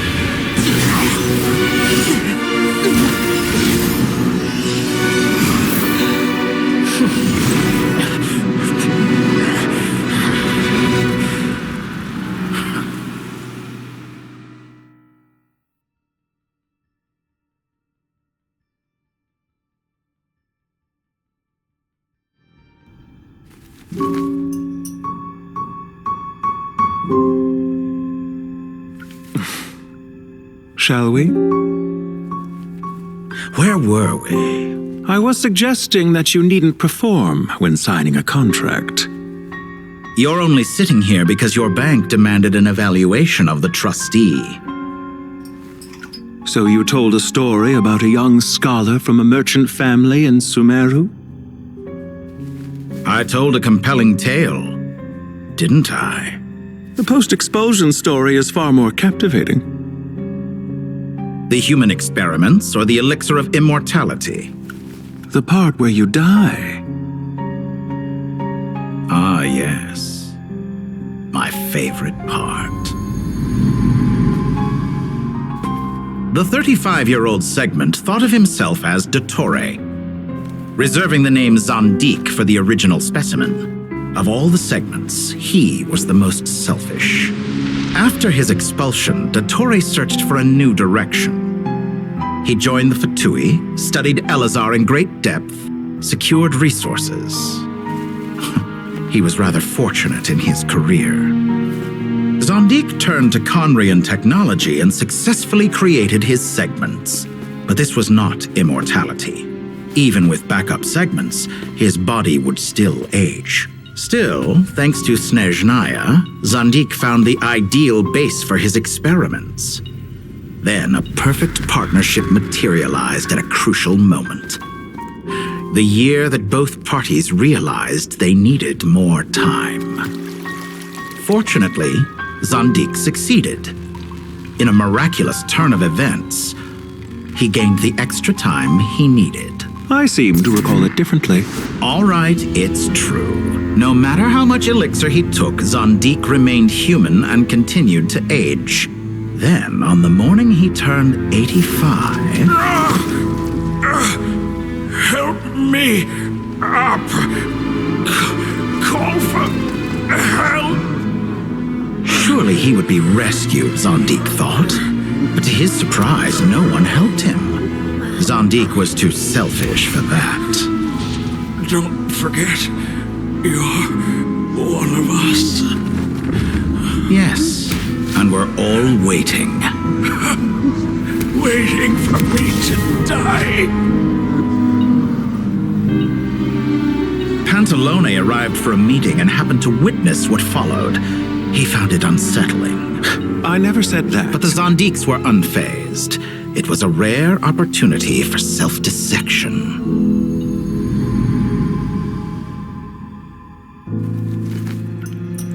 What does all that have to do with you depositing your data at Northland Bank? It has made me cherish my time in this world all the more. Fair enough. So you do have a sense of self-preservation.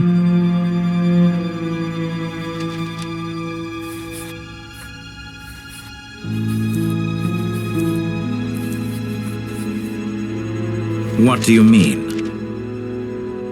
You're hardly normal, and you don't cherish life. You just don't want to admit defeat in the limited time you have. Even so, don't I deserve an interesting ending? I'm counting on it.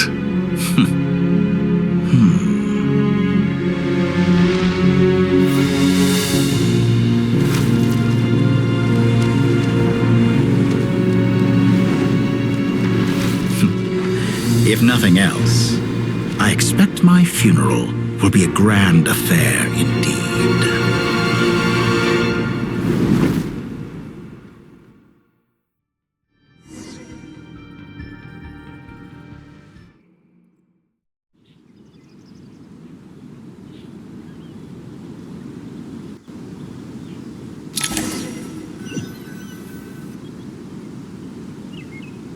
What a magnificent fire.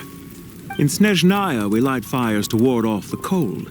Fire, it seems, is antithetical to ideas such as cold, frozen, and unchanging. Perhaps it has always been that way. From the beginning, fire has been used to drive away wild beasts and warm the body and mind. You could say it's a form of treatment. One that cures the human heart of mortal fear. Mortal fear? Something you haven't been acquainted with in a long time, by the sounds of it. Whereas you, I'm sure, must know the feeling quite well indeed. I remember when we first discussed the elixir of immortality, you claimed that extending your lifespan was about buying more time. But was that really the truth? You fear the prospect of dying a wretched end in this world, don't you? Of course I do. I'm only human, after all. And while you may have forgotten it, you cannot deny that you too were once human, Dottore. I do not believe that there is no such fear in your heart. Perhaps you are right. but I abandoned it long ago and devoted myself to my experiments. I have felt no fear since. From the very beginning, I never thought you could win this game. But still you came, contract in hand, to honor our agreement. Because I am a reputable partner. And as we have discussed, experiments are about more than results alone. The process is equally important. I have come here and completed my creation, and I do not regret my decision. I'm afraid your journey ends here. After I die, there will be no one to make the elixir of immortality, and your remaining stock will only last a few more years. How then will you prove that you didn't perish in this incident alongside everyone else? When I feel optimistic about market environments, I never forcibly adjust them. They have their own direction. And I myself am one such environment. I have been quite particular about many things in my life. But where the manner of my death is concerned, I choose not to be. You make yourself sound so magnanimous. Oh, but I am. And I hope you will be too. It may have been a long time since anyone told you this, Dottore, but I recognize that you are a truly rare talent. Ha! I can see it. The experiment in blasphemy that I've been performing all this time. It has been a long process, and I do not care about the results as much as people might imagine. If the very goal of your experiment was to explore infinite possibilities, then there was never any reason for it to end. Indeed. Yet now, the experiment has officially drawn to a close. What should I call you? Zandik? Or do you prefer Dottore? Suit yourself. Goodbye, Feofan. This time, that's what it truly is. And don't I know it? Goodbye, Zandik.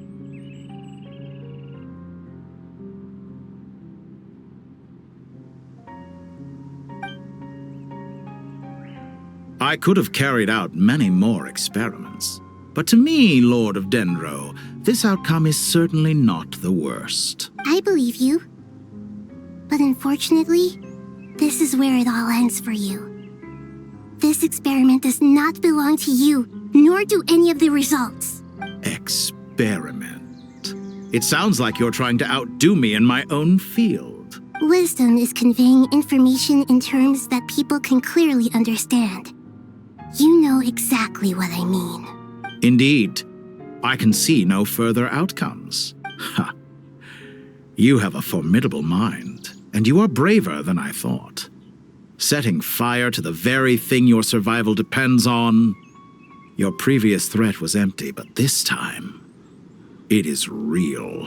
When necessary, wisdom can be as fierce as an inferno. Some of the flames that incinerate you come from within yourself. Perhaps you are right. You see what lies at the bottom of the human heart, and that is your wisdom. Here is where your journey comes to an end. All that is yet unknown belongs to those of us who will carry on living. It seems I have unwittingly been your arch-enemy all along. But now, it's all over. I do not deny your intelligence. But what you refer to as experiments, I would never describe in those terms. They are events that take place in the real world, and they are so much more than mere data. Goodbye. We will never meet again.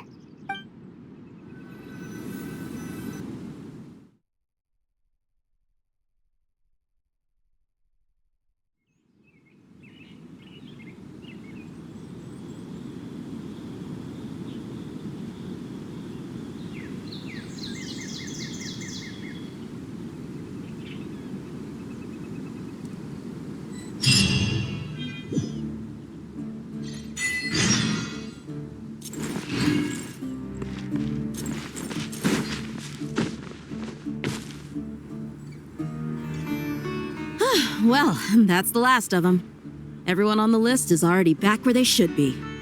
It was a long, hard road, but we finally finished escorting everyone back. I just pray that we'll never need to leave again. I hope we can stay here forever in this peaceful paradise of our own choosing. Paradise. In the annals of the Temple of Silence, that word carries great significance. It represents the hopes and desires of the gods. I wouldn't think gods need such a place.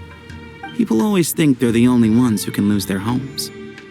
They forget that gods too need a place to reside. As the Goat King once said, "A god without his people shall cease to exist."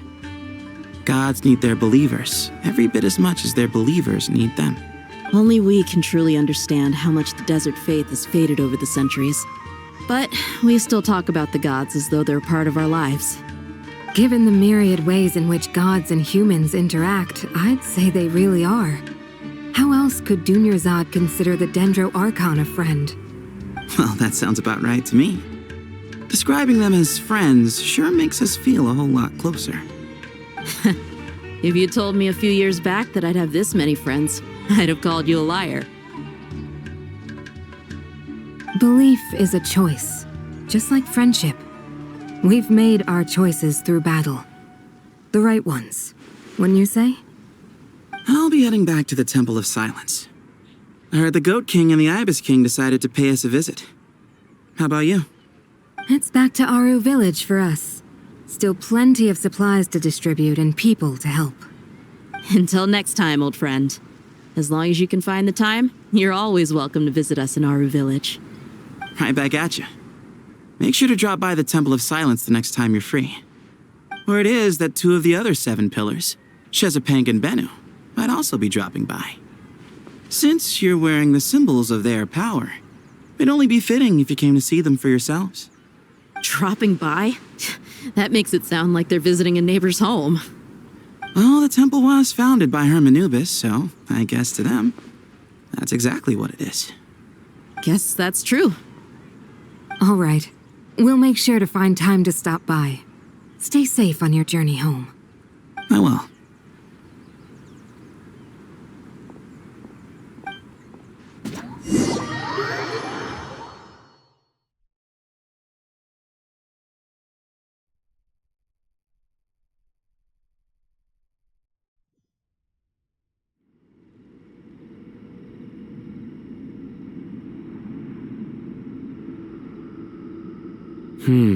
You do have a point. See? Retirement has always been a problem, especially for old-timers like us who've been locked away all these years. You finally step out into the light, and bam! You're face to face with a whole different world. Naturally. What do you think, Layla? Huh? Why would you think to ask me? How could I possibly be qualified to decide where the servants of King Deshret should live? Sorry if my question was unclear. Do you think their statues will stand out too much if we place them here? Hey, I never agreed to this. How could we possibly allow our statues to be left in Hermanubis' home? That would be like breaking into someone's house, then pretending it belonged to you in the first place. Different beliefs can coexist. We still need to respect one another. By which you mean, you two plan to stay at the Temple of Silence, for a while at least. But you have no intention of relocating your statues here. So, you see this as sort of a family visit? Is that correct? Family. You could say that. In a sense, Hermanubis would view this as his home. Just look at this place. Magnificent, is it not? The sad truth is, in the past, all 3 of us invested so much into misguided ventures. We failed to build what we should have, and wasted so much time instead. And what do you mean by that? I mean that for the most part, time spent associating with the likes of Sobek, and, let's say, Thoth, might reasonably be considered wasted. Why does that not surprise me? Go on. Anyway, given how much time we'll all be spending together, I'd say that the bonds we built will end up proving to have been a sound investment. Once Sethos, the current leader of the Temple of Silence, returns, you can discuss the matter of staying here with him. But judging by the expressions of everyone here, I imagine you'll receive a very warm welcome. This sacred ground houses untold knowledge, after all. What better place for the servants of King Deshret to appear in the mortal world? How about we share a meal together first? I imagine it's been many years since you last tasted fresh food. Oh, that sounds wonderful. After so many hundreds of years, I can only surmise that desert cuisine has become a lot more varied. Are we having a get-together? If you'd like, I can help prepare some food. After all, Lord Thoth, you helped me so much in the desert, and I still haven't properly thanked you. Oh, my, that would be wonderful. I'm touched that you still remember. How the times have changed. To the people of today, it seems the Ibis King has become a kind and passionate god. And you, Mr. Herreshoff? What kind of god do you wish to be? To be honest, I haven't given it much thought. How about you, Dendro Archon? Do you have any hopes for your future? Me? I'm very happy with my current life. Forgive my bluntness, but you do not seem to derive your authority from majesty and might, like Lord Al-Ahmar. Clearly your approach has its advantages, but also its dangers, don't you think? I do, but projecting a majestic front doesn't really suit me. Besides, my relationship with others isn't simply one of a god and her people. Not putting on airs might earn you more adoration. Exactly. Besides, I really like parties where everyone brings their own food and we all come together to share. You should join us. I'm sure you'll find it fun. Last time when we got together for a picnic near the Avidia Forest, it was quite the occasion. Seeing as you're already here, how about we hold the next one in the desert? Can we do that? Wouldn't Tainari have to transport a ton of drinking water? Don't worry, I can help out. Layla, would you like to join us next time? Me? Sure. The more the merrier. That way we... Don't take this the wrong way. I just think you should know. When it comes to passing the time, chess is more our thing. In that case, Dendro Archon, what do you say? If I were to compete against you, I can't say with certainty I'd win, but I certainly wouldn't mind giving it a shot. Where's Sobek? I'm sure he'd be good for a few rounds. Cards, cards, cards! I'll always prefer chess. I wonder what variant of chess we're talking here. Mr. Thoth, is there some sort of astrological significance to this game? Oh, I'm glad you brought that up. As long as the leader of the Temple of Silence agrees, we can search Hermanubis' place for books to teach you how to play.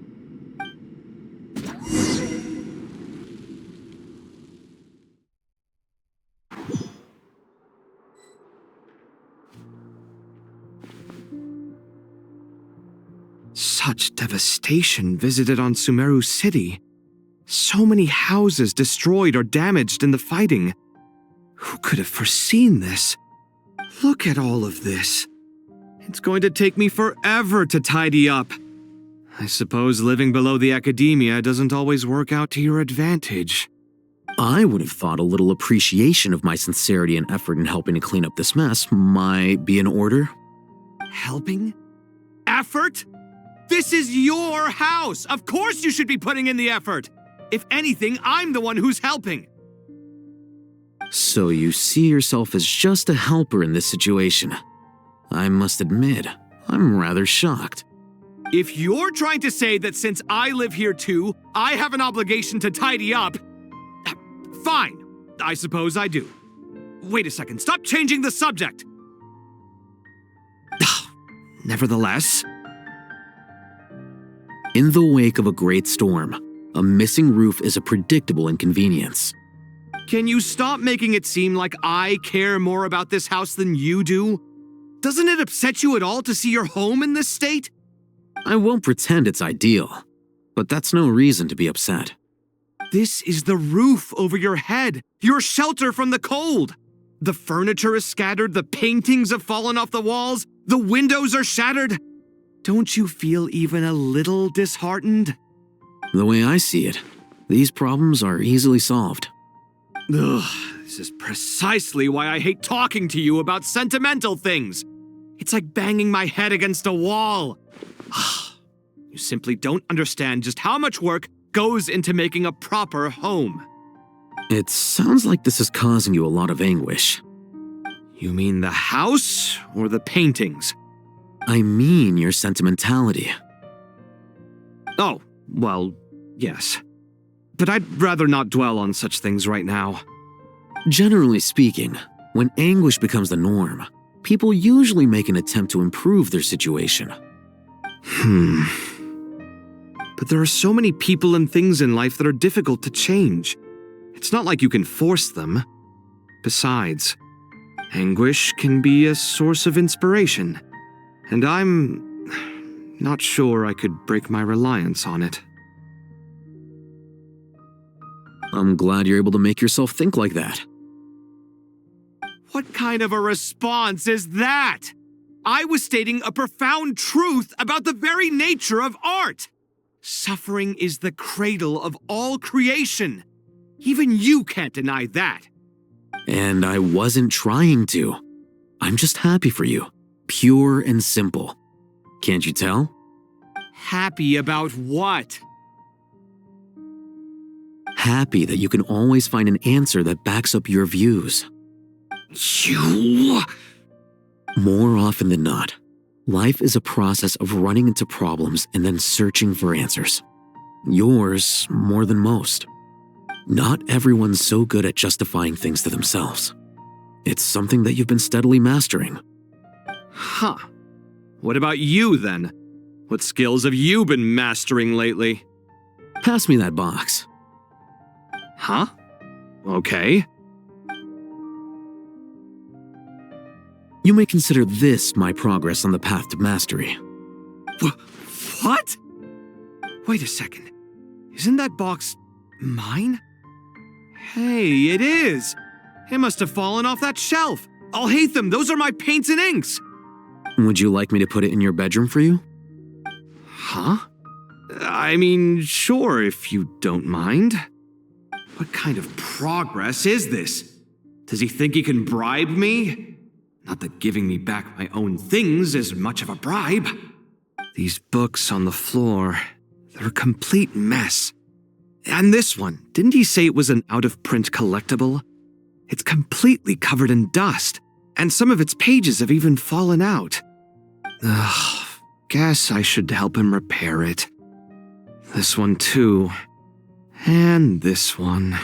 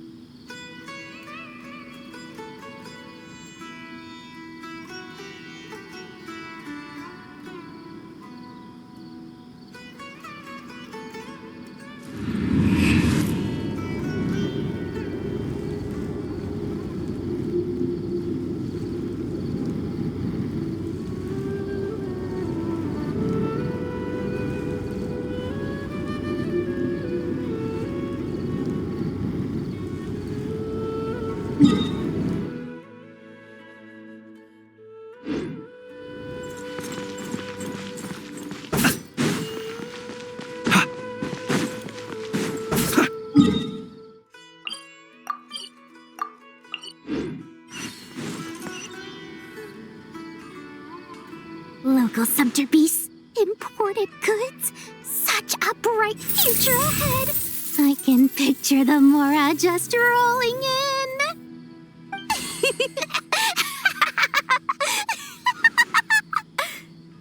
You do realize you sound like a choking cow? It's called being imposing. Can't you feel it? Are you not intimidated? Oh, I'm positively shaking in my sandals. What commands do you have for me, oh mighty Lord Sangamabe? You've got a lot of nerve, Nefer. You went and told Candace and the others everything, didn't you? Seriously, do you have any idea how differently they see me now? Surely that's a good thing. I presume they're more disposed to actually like you now, maybe even view you as a friend. You traded my secret for sympathy! Thanks to you, I've lost every last shred of my mercantile majesty. How am I supposed to make anyone think I'm a big, scary investor now? The dark days of Lord Sangamabe are behind you. Why not take this chance to make a few honest friends? Speaking of friends, since when did the notorious Lady Nefer gain such an admiration for holier-than-thou types? A moon chanter here, an angel there? Who'd have thought it? A coming together of fates, nothing more. No need to throw around accusations of admiration. Forget it. You're right about one thing at least. Making friends is never a bad thing for a merchant. Oh, I really took a loss this time.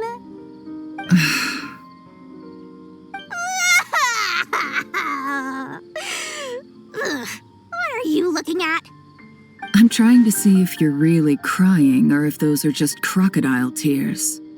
A little birdie told me that when Lord Sangamabe makes money, the tears flow from the center of her eyes, but when she loses it, they flow from the corners. Which is it this time?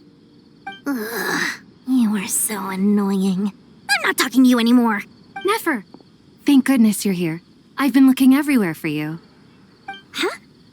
Oh, well. If it isn't the House of Dana's very own librarian. What can I offer you today, Miss Katayun? Oh, no, I'm not here to buy. I'm here to bring Lady Nefer a book, and a fascinating one at that. We agreed to meet at the entrance to the mausoleum of King Deshret. One more thing, I bought this copy with my own money. It's not borrowed. Reasoning knows not time of day, but suspense always follows a blizzard. That's quite the mouthful. Huh? Isn't that the one that... It was all the rage for a while. People throughout the city were clamoring to get their hands on a copy. The names inside were all circled. Everyone thought it was a riddle. Don't bring up that book in my presence. I don't even want to hear its name. That thing was nothing but a scam. Surprisingly enough, I've actually heard of this book, though it doesn't seem of much consequence. So what truth lies behind it? You're from the Vahumana and you're asking me what the truth is? I'd say the actual truth was about the least important part of the whole episode. I brought you this book because it probably has the most interesting backstory of any in the House of Dana's collection, at least in recent years. As for its quality, well, you can judge that for yourself. Don't tell me it's actually any good. You may not know this, Lord Sangamabe, but Lady Nefer has a fondness for books with... How should I put this? Mixed reviews? No eye for good literature, huh? Perhaps she feels that bad books hide interesting secrets? But I shouldn't put words in her mouth. It's probably fair to say she prefers the conversations that books can spark over the substance of the books themselves. Suits my style as an intel broker, wouldn't you say? Very interesting, thank you. I'll return it to you once I'm done reading. And as it happens, I have something for you, too. Incense? I imagine you've already used up the incense I gave you last time. Here's some more. This batch is from Nodcry, so the scent won't be quite the same. Well, actually, I've been saving the incense you gave me. I couldn't bring myself to waste it without a special occasion, but I'll gladly accept this too. Katayun, you haven't changed a bit.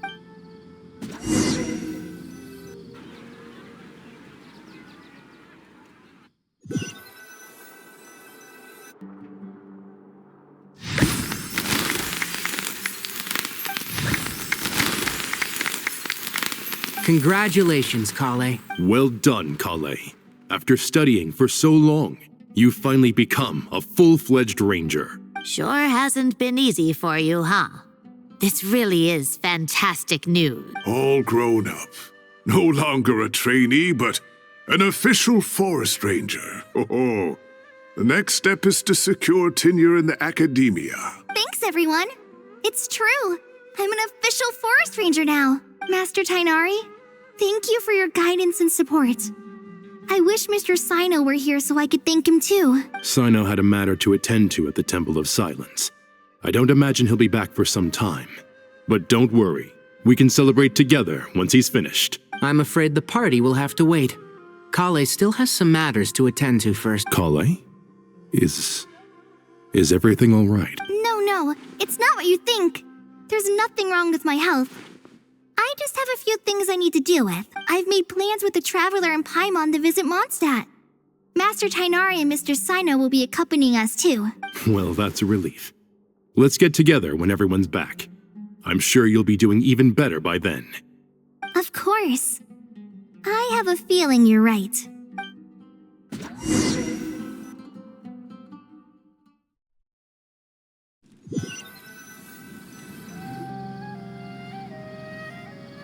Phew! After all that catching up on sleep and food, Paimon's feeling full of vim and vigor again. For someone who spends so much time resting, your recovery routine is surprisingly simple. Hey! Paimon's been working her butt off too, you know. She flew all over the city helping everyone out. Don't worry, I saw how hard you worked. Alright, we all know you're the most hardworking person in Tavad.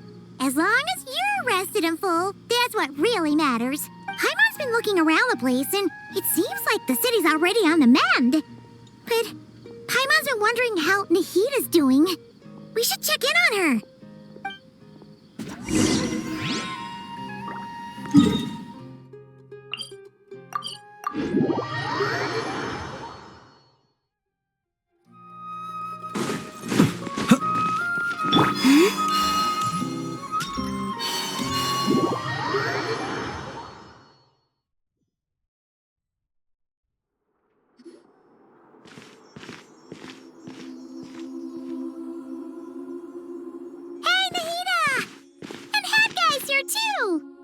Traveler, Paimon!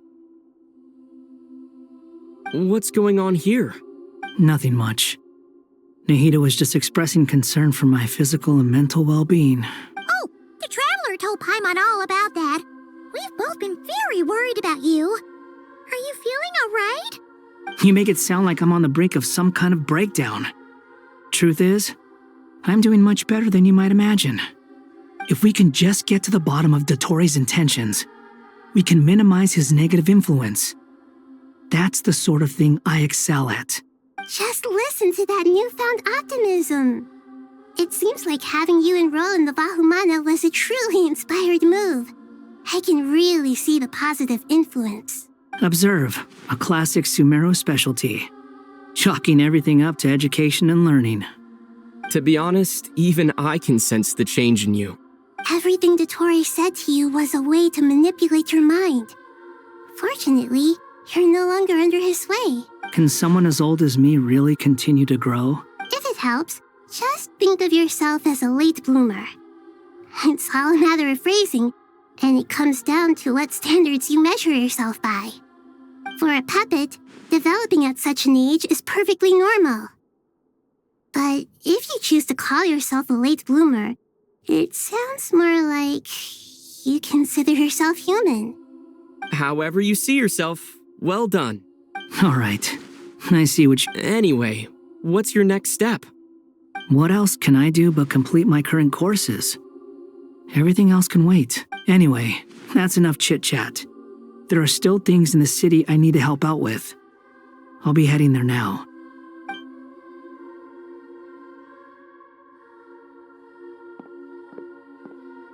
I'm so happy that Hat Guy is doing better than we thought. But what about you, Nahida? How are you holding up?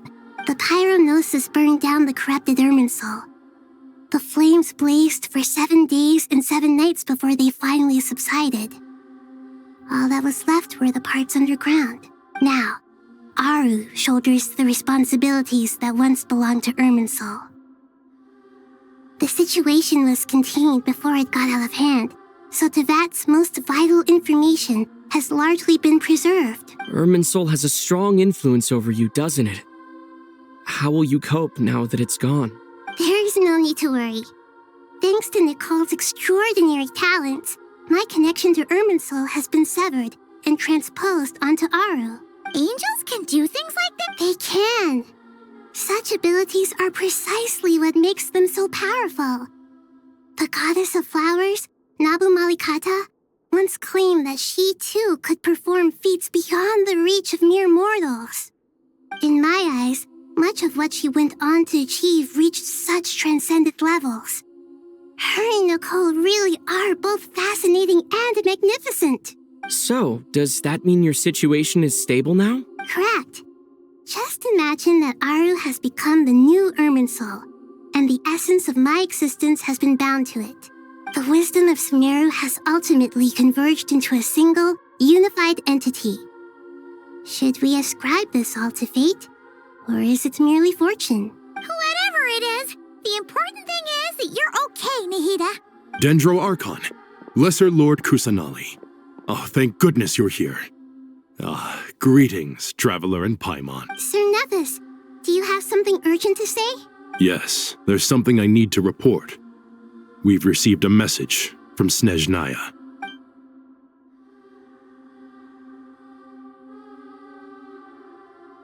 The Fatui Harbinger, the Rooster, sends us his sympathies, along with all the usual pleasantries. His stance is that, following the unrest in Nodcry, Dottore was subjected to internal censure. This madness was the act of a rogue element, one who cannot be seen to represent the Zapoliarni Palace. No less than can be expected. Snezhnaya paid a heavy price working to stop him. They even lost one of their own harbingers. The letter goes on to say that even so, Snezhnaya cannot claim to be blameless. Apparently, they will deal with Dottore's subordinates in accordance with Snezhnayan law, holding all those involved in his crimes accountable. Additionally, they are supplying relief funds and supplies, which are already en route. They hope this will aid in Sumeru's reconstruction. Sounds like he's got an answer for everything. True, but as diplomatic rhetoric goes, it's highly effective. Completely watertight, both in logic and sentiment. This disaster has had a profound impact on Sumeru. There is much that I will keep in my heart. The matter of Dottore can be seen as settled for now.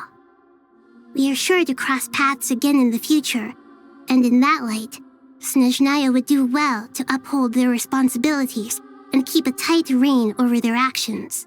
With Irminsul burned, the flow of fate now carries many more possibilities.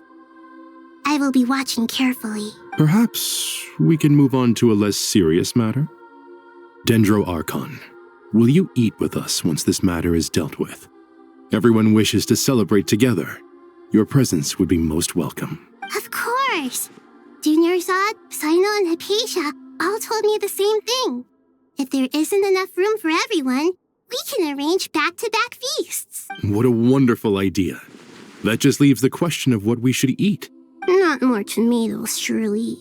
More? Dendro Archon, what do you mean by more tomatoes? Those good friends of yours are always talking about tomatoes. Sometimes when I'm walking through the city, I can even hear them arguing in the fields. Since you see them so often, you must hear about tomatoes even more than I do. Tomatoes. Tomatoes. The word has a certain magic to it. Like the autumn fur of a sumpter beast swirling in the wind, sometimes flying up my nose.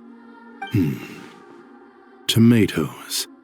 What can we make with tomatoes? Wait, why tomatoes? Take your time, there's no need to rush. The Traveler, Paimon, and I still have somewhere we need to visit. You'll have plenty of time to think it over before I return. Does this mean you're going to Natlan? Meet them there in person. It will require a long journey. I know. But this is necessary. I must go myself. Traveler, Paimon, we'll set off as soon as you're ready. Is that all right? Sure. We'll be ready whenever you are. You'll hear no objections from Paimon. We should grab some snacks along the way, though. It'll be just like going on a long holiday. Wonderful. I'm looking forward to this so much.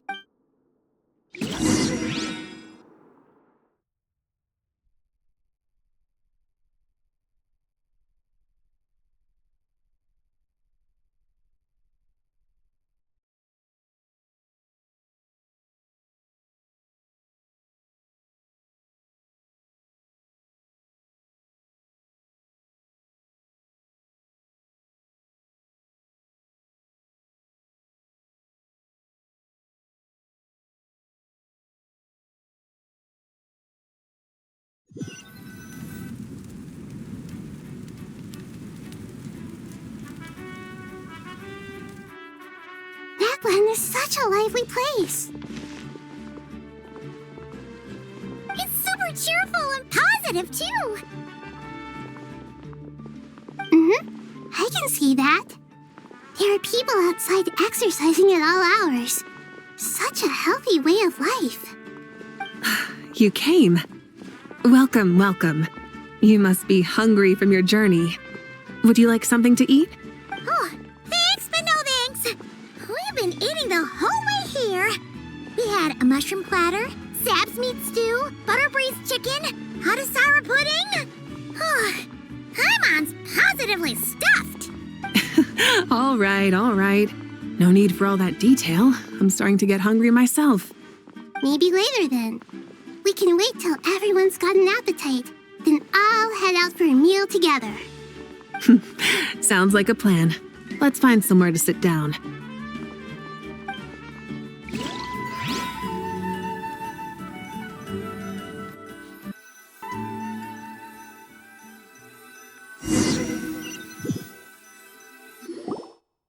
I should tell you, I already have some sense of why you've come. Why's that, Malika? To say thank you. Your senses are spot on.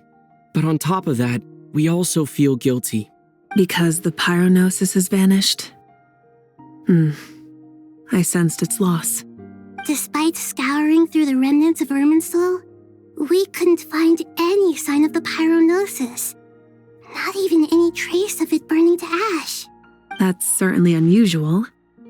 Still, the potential fallout from Irminsul's loss is significant, to say the least. Perhaps the pyronosis's disappearance is simply a knock-on effect of the impact it's had on a certain strand of fate. There's no need to feel guilty. We were clear that this time there was to be no returning, only giving. Pure and simple. Thank you really is a fascinating phrase. We use it to express gratitude for the smallest of things.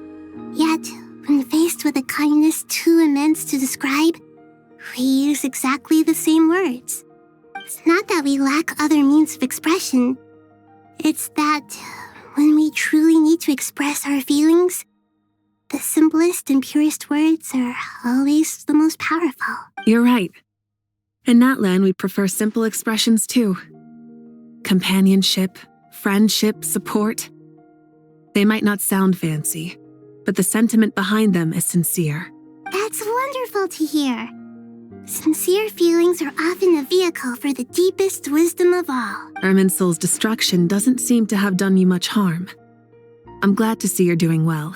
There's still a lot of work to do, but before we begin, we felt it was important to come here and speak with you. Partly to express our gratitude, but also because we felt that seeing you, in a sense, is like basking in warm sunlight.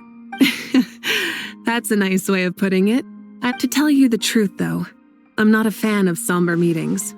So, since there's nothing more to say, why don't we go bask in some actual sunlight? The weather's beautiful today. What a great idea! Paimon's gonna lie back and soak up some rays.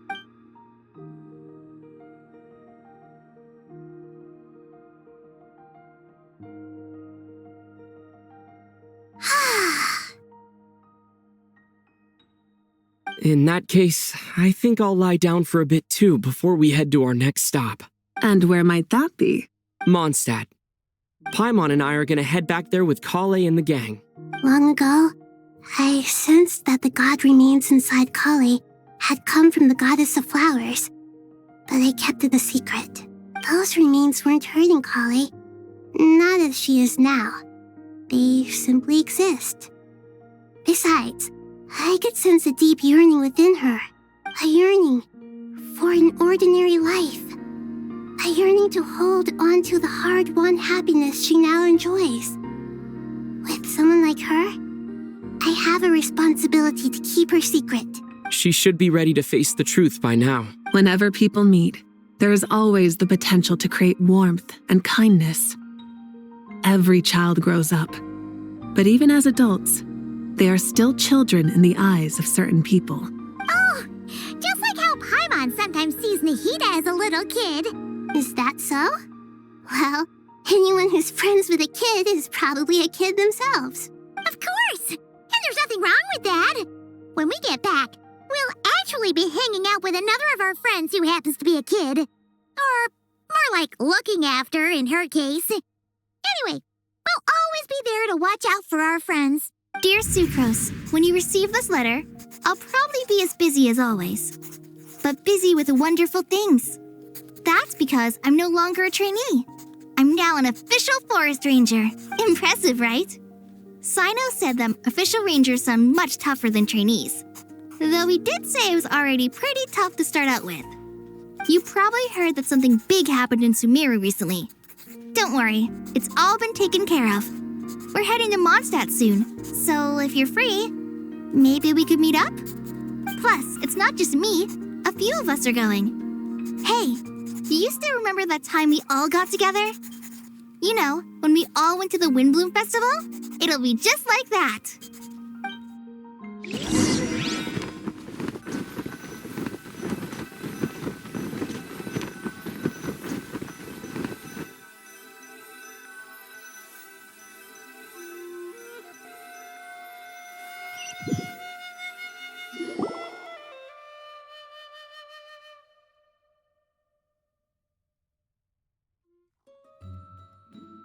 Dainari, is that... Don't you say it! Is that the great Vayuvyastra? Behold, the great Vayuvyastra, General Mahamatra. How times have changed. I wasn't expecting you to beat me to the punchline. You've changed. You've really upped the aggression in your battle against Sino's jokes. Kale, how did you know what I was going to say? For the love of... Hey! Traveler! Paimon, you're right on time! I hope we haven't kept you waiting. Kale! Sucrose, it's been so long! How have you been?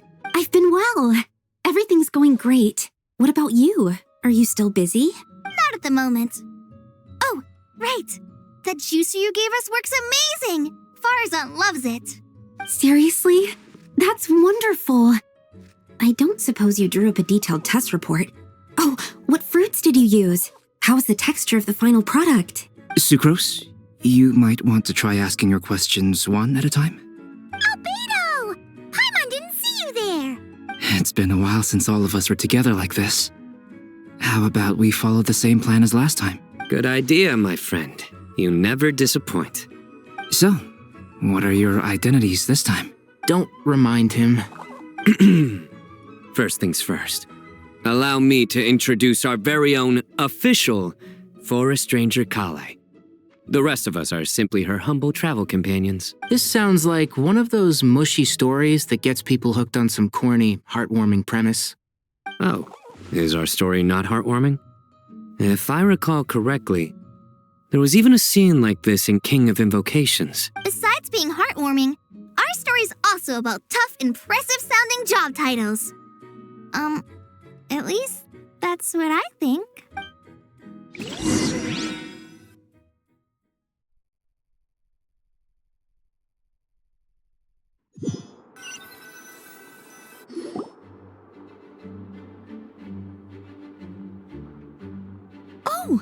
You're here already?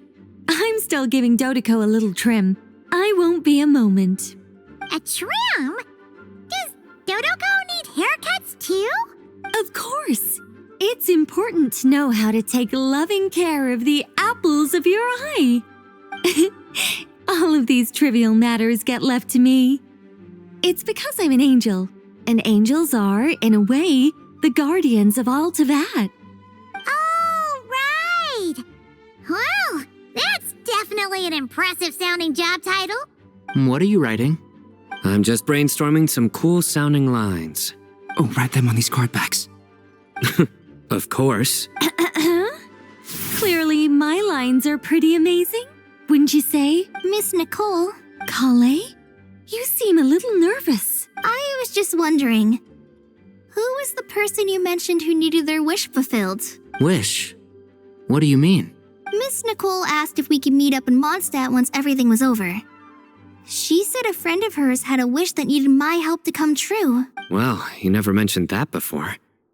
All we knew was that you'd arranged to meet in Mondstadt. But we thought it had something to do with the god remains. To be fair, everything I told you was true. Anyway, my friend is waiting. Come on, let's pay her a visit.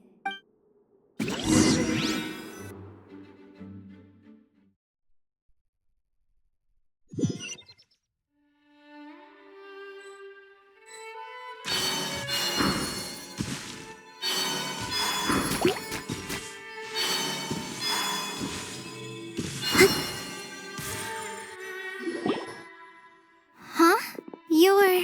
Surprised? I bet you weren't expecting to meet a woman like me beneath this beautiful tree in a faraway land. An oasis will spring from the place where a djinn resides. That saying falls somewhat flat here in Mondstadt, given that everywhere is already so lush and green. Lilupar, what are you doing here? I made friends with Miss Nicole. I asked her to bring me here and then invite Kale to come. The prologue to this story is that I have a wish. It has stirred within my heart for centuries, millennia even. Originally, it was merely Al-Ahmar's lie, but now it has become reality. Could this be... related to the goddess of flowers? My dear young lady, my mistress left her final trace in this world upon you. I can't tell you how glad I am to see you here. And now I have seen you, and peered into your heart. You have experienced hardships and suffered setbacks. The torment an ordinary person might expect to face has befallen you threefold. This is the source of your resilience. But, beneath all this, I've witnessed the seeds of desire. You yearn to return to the simple life you once knew, do you not? I do. I want to throw away everything that isn't mine. But how do you decide what is yours? The scars that others carve into your flesh? The kindness and love they inscribe? Are these things not yours as well? They are. This is something I've talked about with Miss Nicole. Miss Nicole said I should learn how to adjust my standards. I just want to live as an ordinary human. Anything beyond that isn't mine. Don't you want anything from the remains of the goddess of flowers? She gave me a revelation once. I think that's already more than enough. In the past, you would not have possessed such a rich heart. Your brief life has taught you to hold on to everything good, to home in on kindness. How fascinating. You're nothing like Nabu Malikata, and you're certainly not her. Of course not. I'm not some great and powerful being, Miss Lilopar. Yet I am a djinn. We exist because of the Lord of Flowers. We revere and love her. My wish is to see her one last time, to give everything for her. Kale, can you do this for me? But her remains won't be easy to remove. Are you sure this is what you want? That's beside the point. First, I need to know. Are you willing to do something for the soul of this lonely, wandering woman? I'm willing. But look, you know nothing about me. Even if you have heard the stories about me, all you would know is that I was rightly punished for the many evil deeds I committed. So you do know. Your lips are quivering, your eyes trembling, and still you're willing to do something for me. Life has been cruel to you, and yet you've learned to be kind, my dear young lady. Are you sure about this, Lilupar? I yearn to see my mistress. For this moment, the world can burn to ashes, the universe be engulfed in flame. I care about nothing else. And you, Kale, I can give you a gift. You'll become just another ordinary human. But Miss Lilupar, what will happen to you? My wish will be fulfilled, and I can die happy. Why would you wish for that? A long, unending life might seem desirable for one who has never possessed it, yet it brings torment to one who has. My remains are scattered across the yellow sands, but my soul can find no peace. Since you've promised to grant my wish, give me that release. Allow the dying to die, and let the dead rest in peace. You have my thanks. Kale, there's no pressure on you. What she said, it's all true. A wish is a genuine desire, after all. It's as if you want to use the last of your life to give me a better future. Nothing's so selfless. We'll be using our futures to fulfill each other's wishes. This is a noble act, a beautiful and secret transaction between two women. I understand. Miss Lilupar, I'm ready. Close your eyes, Kale. Then open your soul. From there, I will embrace my mistress. The downpour of flowers is your touch. Like returning to the very beginning. Like surrendering to your grace. My mistress. People say that devotion is beautiful, yet filled with pain. How foolish of them. For me, devotion is beautiful. Pure and painless. Devotion is my love. Thank you.